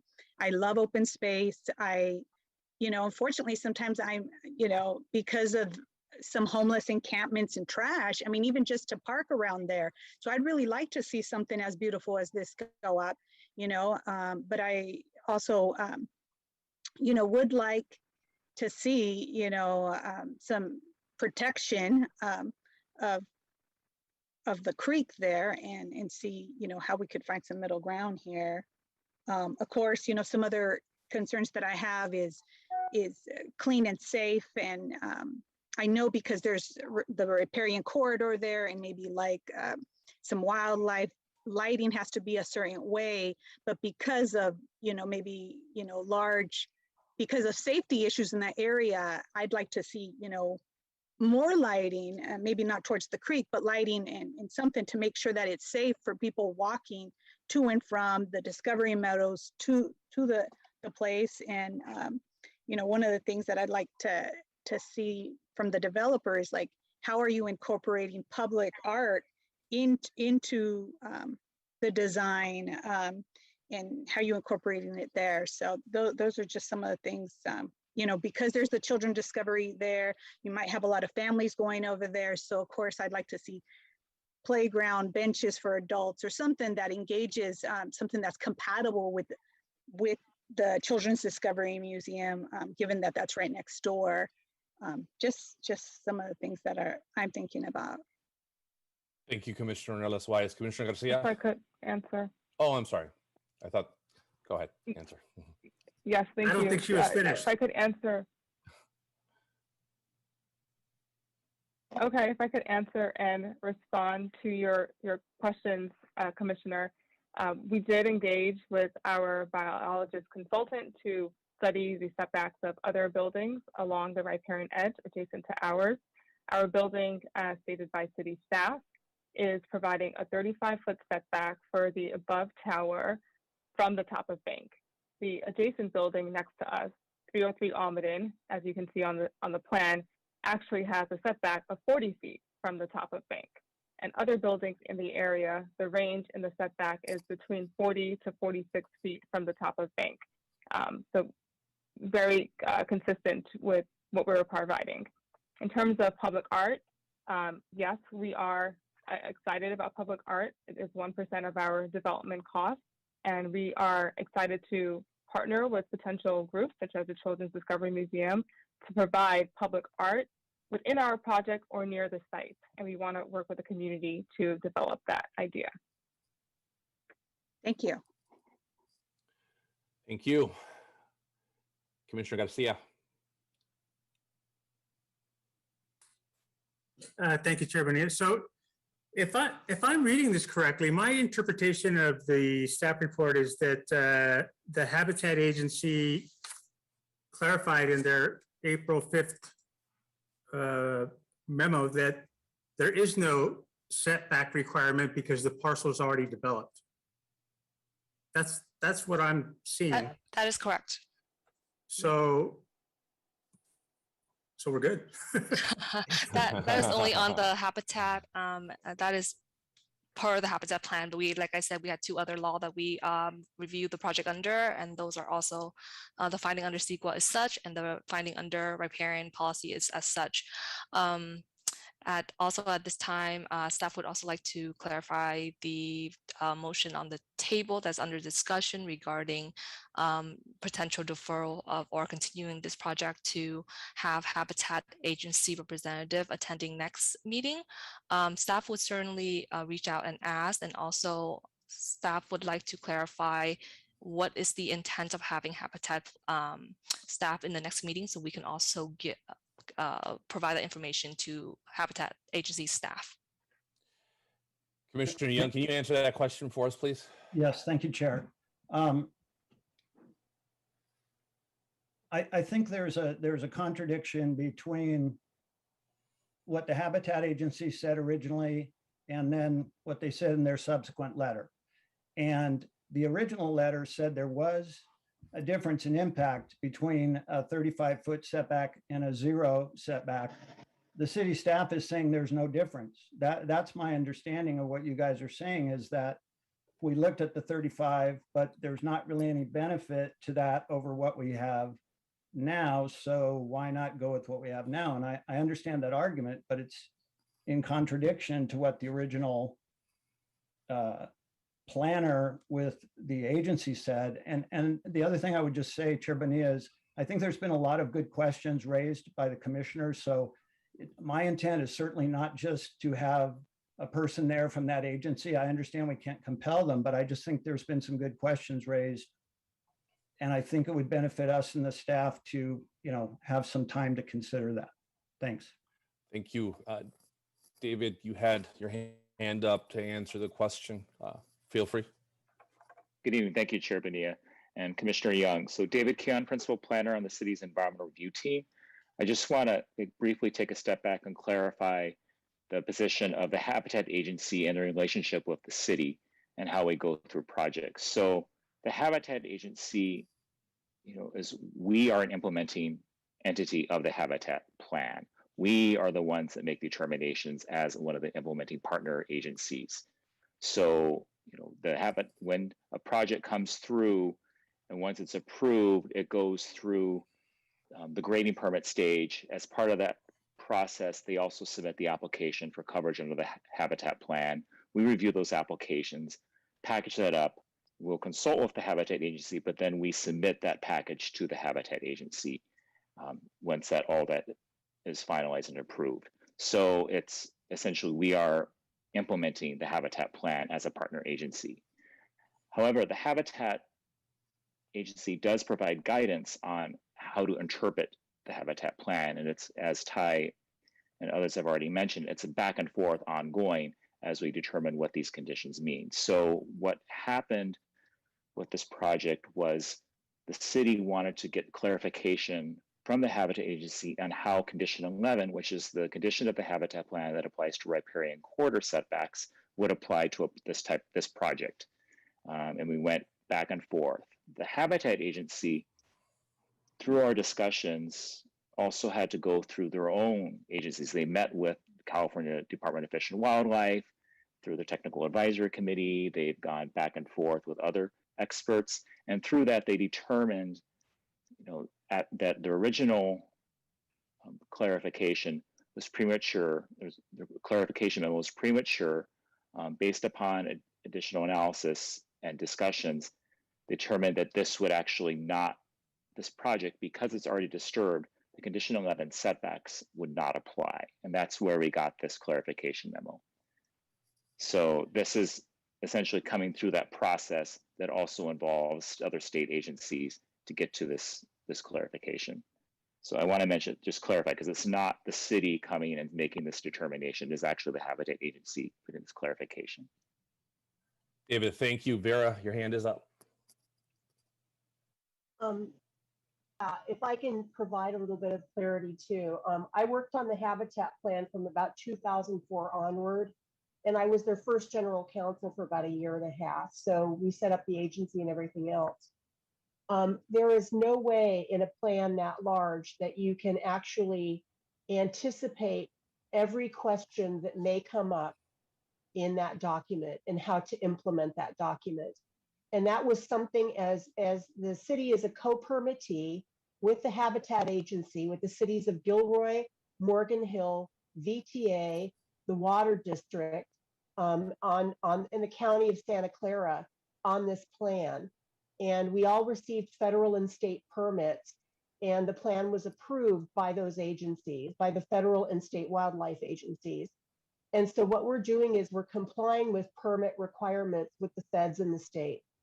And in doing so, in doing these interpretations, which is what you saw, which is what these letters were from the writings were from the Habitat Agency, those are interpretive guidelines.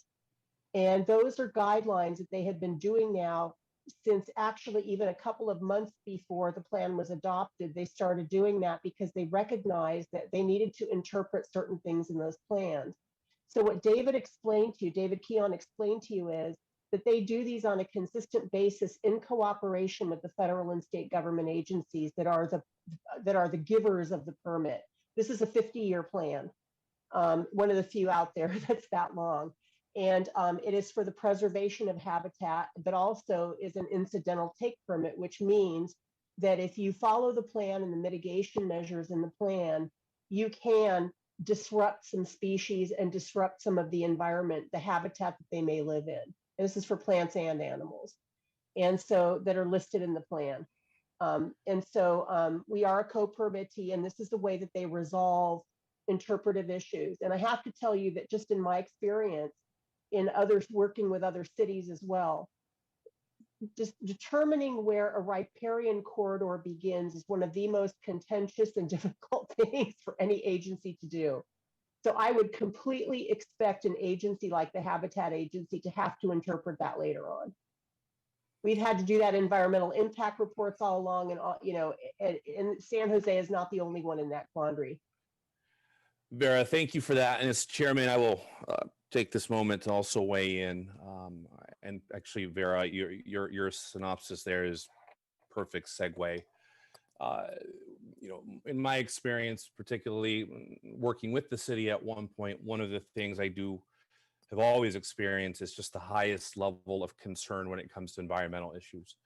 And having read the analysis and the reports, it only further confirmed that although I haven't been working in the building for quite some time, the standards and the commitment to the environmental concerns continue being, in my mind, elite level. So after that analysis in that context, I feel very comfortable with the environmental issues. And to Vera's point, this is an ongoing conversation with state agencies that will also weigh in, that will also help shape this. But with what we have in front of us right now, I respectfully will not be supporting the motion, because in my mind as well, something that I'm not hearing that is of critical importance to me, and I know to all of you as well, is to Commissioner Oliverio's point earlier, this has been a section of the city that for decades has needed some level of economic boost. San Jose is now at that level where we are transitioning into the world-class city we always knew we were, and now the maturation is actually happening. Commissioner Ornelas Wise talked about safety. I myself frequent the Children's Discovery Museum, and I will say that the area around is not necessarily one that's conducive for hanging out with the family before the Children's Discovery Museum or even after. It's an area that is in need of an injection of energy, an injection of people, of vibrancy, and it's an area of the city that is ripe for that. So in my mind, all of the questions are legitimate, and I understand that, but equally, we have a role to play in terms of also setting a stage. Because what I don't want is a scenario, and this is of course just me, you all have the right to your opinion and how you want to vote.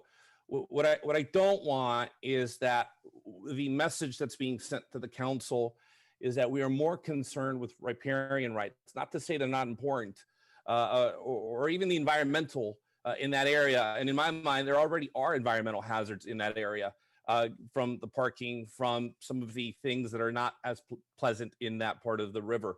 So what I don't want is for the message to be that we're more concerned with that than we are, as Commissioner Torrance said earlier, with the bigger picture, with the bigger strategy and the bigger vision of where we are taking this. So that is simply my opinion. I will respectfully not be supporting the motion. I just saw a couple hands go up. For the sake of brevity, Commissioner Young, Commissioner Cantrell, you've already weighed in. What I'm going to do is I'm going to call on Commissioner Casey, and then I'm just going to call for the vote. And then at that point, we can kind of figure it all out. So on that note, Commissioner Casey, the floor is yours. Thank you, Chair. Just a quick question for Vera. Procedurally, we had a motion that was seconded originally, and then a subsequent motion apparently nullified that motion. What would prevent me from restating the original motion? I'm sorry, it did not nullify it. It's considered a substitute motion under Robert's rules. And so it's taken before, it's voted on before the original motion. And there are, don't believe, I would have to look it up, but I don't believe there are additional substitute motions allowed, particularly if they're the same as the first one. Okay. Thank you. Got it. So with that, I'm going to just go ahead and call for the vote.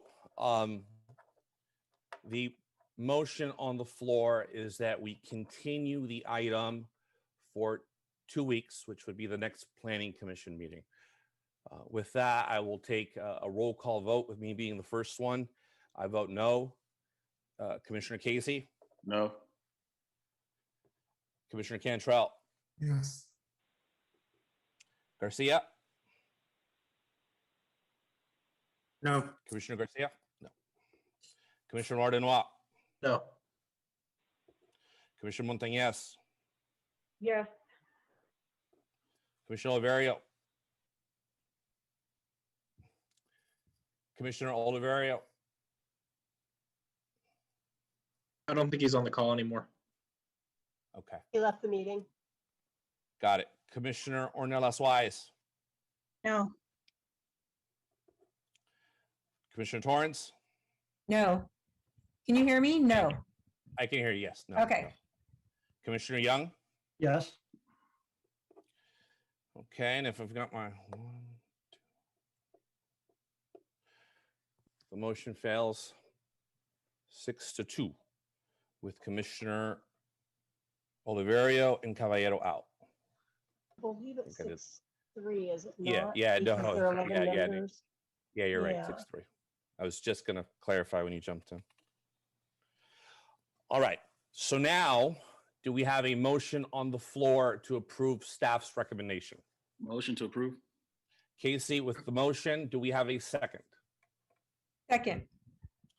Torrance with the Chair second. Bonilla, Yes. pardon me, you already have a motion. You can go to the original motion Oh. by Commissioner Oliveria that was seconded by Commissioner Torrance. Correct, thank you. So we will now take the roll call vote on the original motion. Bonilla? Yes. Casey? Yes. Cantrell? You know, I think it's interesting that we believe that this building will do anything to change the unhoused situation in the use of the land currently. It won't. It can't. Thank you, Commissioner I'm gonna Cantrell. say no, thank you. Thank you. Commissioner Garcia? In favor, yes. Commissioner Lardenois? Yes.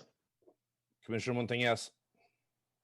Right, I'll also like to state for the record that environmental justice is really a big issue in this community, and we really need to prioritize it. And protecting that river and protecting our natural resources should always be at the top of our list, because that impacts the health of our communities, and that community has, we have to do better for our communities. And so I'm a no. No. Does Commissioner Oliverio have a vote, given that he made the motion, Farah?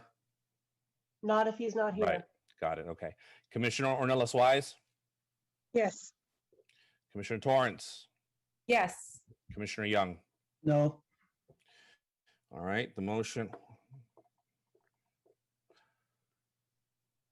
There we are.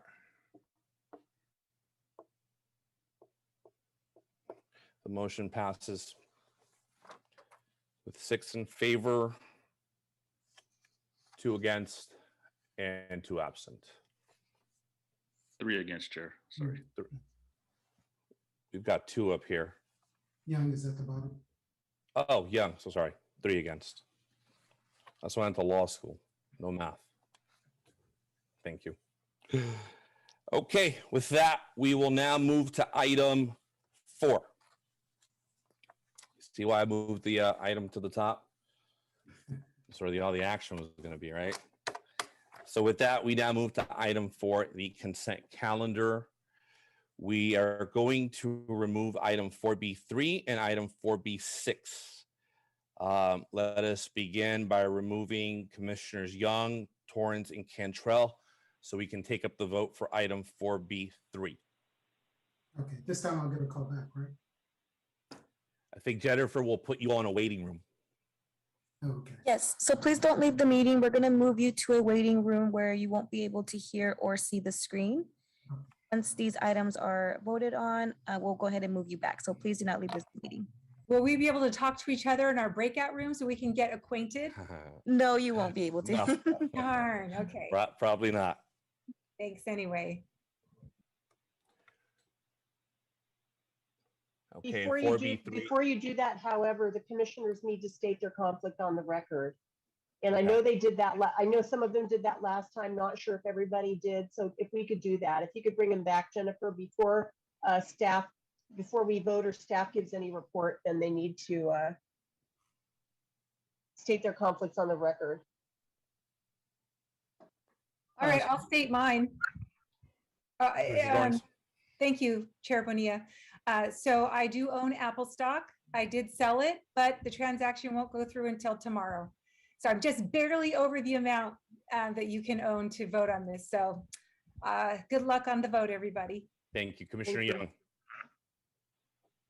Yes, and I'm declaring a conflict because I also own Apple stock. Thank you. And Commissioner Cantrell, thank you. The same for me. I currently intend to continue to own Apple stock. Thank you for that. All right, Jennifer, once the group is in the waiting room, we can then address item 4B3. Confirming the commissioners are in the waiting room. Okay, do we have a motion to approve item 4B3? So moved. Do we have a second? I'll second. Who is that? I'm sorry. It was Marilee. I'll second that. Okay, so Lardenois with the motion, Montañez with the second. We will take our roll call vote. Bonilla, aye. Casey? Aye. Garcia? Aye. Lardenois? Aye. Montañez? Aye. Ornelas Wise? Aye. Okay. The motion passes unanimously.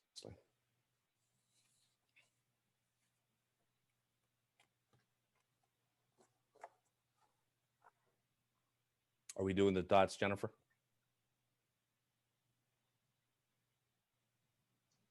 Yes, that's working on that. Second. Okay, no worries, no worries. Okay. We will now deal with item 4B6. I'll just wait for the... Admit the other commissioners in one second. And while you're admitting the other commissioners, I'd like to state my conflict. So I actually have a lease interest in a property that is within the area of the Novellis DA. Perfect. Thank you for that, Commissioner Montañez. Jennifer, can we now put Commissioner Montañez in the waiting room?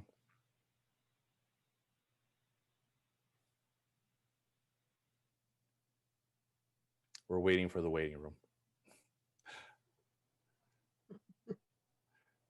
Confirming Commissioner Montañez is in the waiting room.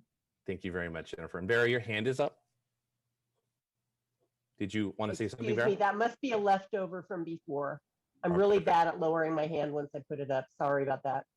No, I get it. No worries. Thank you. So with that, do we have a motion to approve item 4B6? So moved. Lardenois with a motion. Do we have a second? Second, Torrance. Second, Torrance. Perfect. Sorry, Casey, she beat you to it. So let's take a roll call vote. Bonilla, aye. Casey? Aye. Cantrell? Aye. Garcia? Aye. Lardenois? Aye. Ornelas Wise? Aye. Torrance? Aye. Young? Aye. The motion passes unanimously.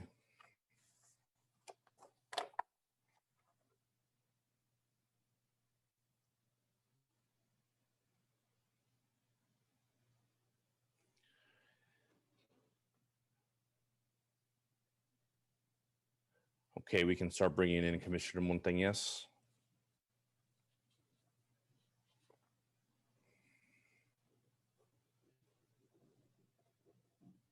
Commissioner Montañez is back in the meeting. Thank you, Commissioner Montañez. Welcome back. That wasn't too long, was it? All right. It's a strange timeout, though. I'll tell you. Right. Perfect. We will now address the consent calendar. Commissioners, we've already pulled out 2 items. Do we have a motion on the floor to approve the full consent calendar? Motion So to moved. approve. You got it first. All right. I'll second. Torrance with the motion, Lordenwall with the second. Roll call vote. Bonilla, aye. Casey? Aye. Cantrell? Aye. Garcia? Aye. Lordenwall? Aye. Montañez? Aye. Ornelas Wise? Aye. Torrance? Aye. Young? Aye. The motion passes unanimously, and I will await for the item to be, there we go.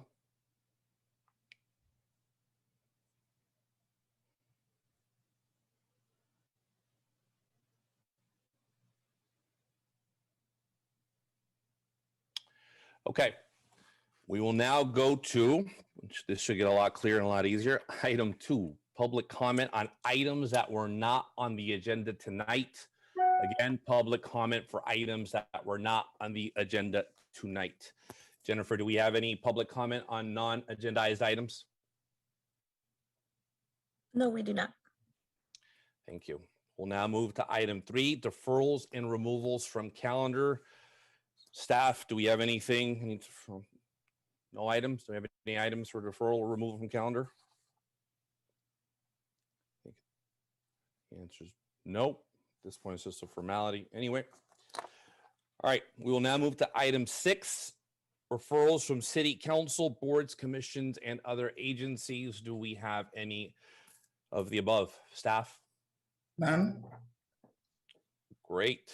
We'll move to item 7, good and welfare. Item A, report from city council. Staff, is there a report from city council? Yes, there is. On August 17, City Council approved the conforming rezoning and site development permit for property located on the northeast corner of Story Road and South Jackson Avenue. That item did not come to Planning Commission, but it's a CUP that went straight to City Council, and it's the Rotten Robbie. It was approved. There was an appeal, and the appeal was denied, and project was approved. Yesterday, the Marriott Hotel on San Carlos, which you recommended approval to City Council, was approved. And then the San Carlos Street Mixed-Use Project was also approved. Of particular interest is also the Doobie Brothers project building. There's a historic landmark designation. That did not come here, but it was referred to City Council by the HLC. That was also approved. And so the Doobie Brothers property is now a city landmark. That's it. That makes sense. It's a landmark. All right. We will now move to item 7B, subcommittee information reports and outstanding business. Staff, anything in that section? I guess that's a no. Great. I will move on to item 7C, commission calendar and study sessions. Item C1, 2021 Planning Commission retreat to be held in September, October. Discuss topics to be covered during retreat. Are we having that discussion right now as to topics for retreat, or? Yes, Chair, we can have that discussion briefly now, but I'll also encourage commissioners to send their topics of interest to Jennifer. So that let me thank you for that, Robert. I didn't mean to cut you out. Let me recommend to my colleagues that we put a little bit of thought to it, give ourselves some time, and submit our ideas to Jennifer Providor, so that we can allow for the team to develop the retreat based on those thoughts. I assume we're going to have a lot of overlap, but I also see that we're going to have a lot of things that are going to be very commissioner specific. So this will give us a good chance to give it some shape. Is there a timeline for doing that, or a deadline? As soon as possible, so we'll be able to get the necessary information to get this. Robert, can I just go ahead and put a deadline in of, I mean, is no later than next Friday? Is that too long or too short? That seems fine to me. Robert, that work for you and staff? Yes, it does. Thank you. All right, colleagues, no later than COB next Friday. We'll submit our ideas to Jennifer Providor. Anything after that, unfortunately, will not make it. So just, we have plenty of time.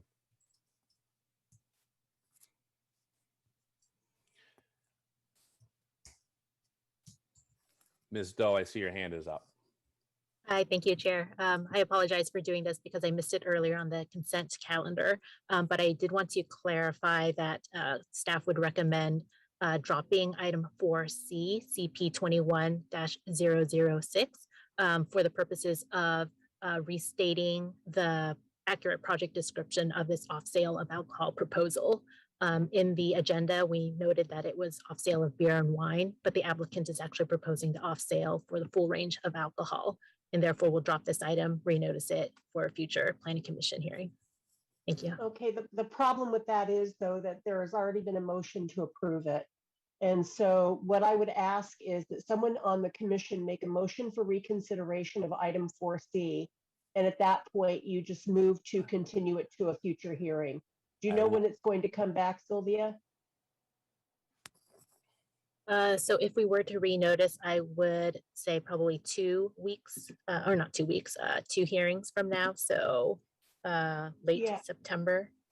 So why don't we just then have the motion be a motion for reconsideration, and that would be to drop the item until further public notice is given. I will make the motion that we drop the item until further public comment is given. Do we have a notice? Yeah. Notice, I apologize. Notice. Yeah, it's okay. All right. Who is the second? Torrance. Torrance. You're on fire tonight, Torrance. All right. So we've got Bonilla with the motion, Torrance with the second.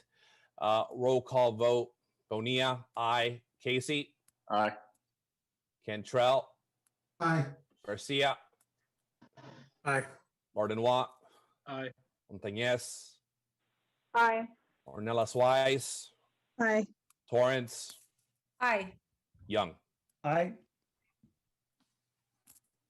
The motion passes unanimously. All right. Have to wait for the matrix to go up.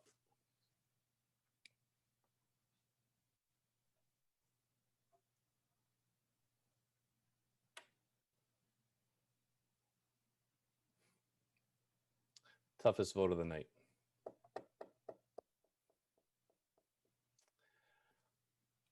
All right, we will now go to item 7D, the public record. Does anyone have anything to state for the public record? Colleagues? Seeing none, I will say something for the public record. I agree. The environment must always be protected and be a top priority. When it comes to me specifically, it's my respect and understanding of city staff's concern for the environment. But I agree, the environment is a big part of everything we do. So do appreciate those comments. Commissioner Young. Yes, thank you, Chair. I'd just like to clarify that my questions in no way reflect on my respect for city staff. I have a huge amount of respect for city staff. I worked in local government for 30 years. I know how hard you all work.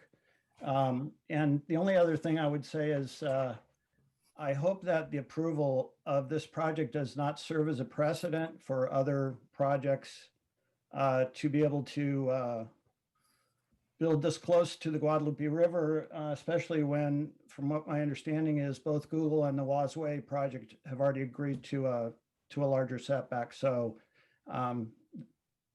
that's it. Thank you, Chair. No, Commissioner Young, thank you for your comments. And yeah, no, I thought your questions were great. So thank you. Commissioner Cantrell. I just want to say that, I think the project represents beautiful architecture, certainly, but I think that architecture and the impact that it has on the given environment, there might be a regret. So I think that, the decision's been made here, and I certainly respect that. I respect labor and their right to work. I respect the rights of land ownership and what that means in terms of you doing what you believe you'd like to do. But I do think that we probably failed in protecting our given environment. Thank you. Thank you. All right. Seeing no more comments. Have a great night, everyone. See you at the next one. Good night, everybody. Good night. Good night. Good night, all.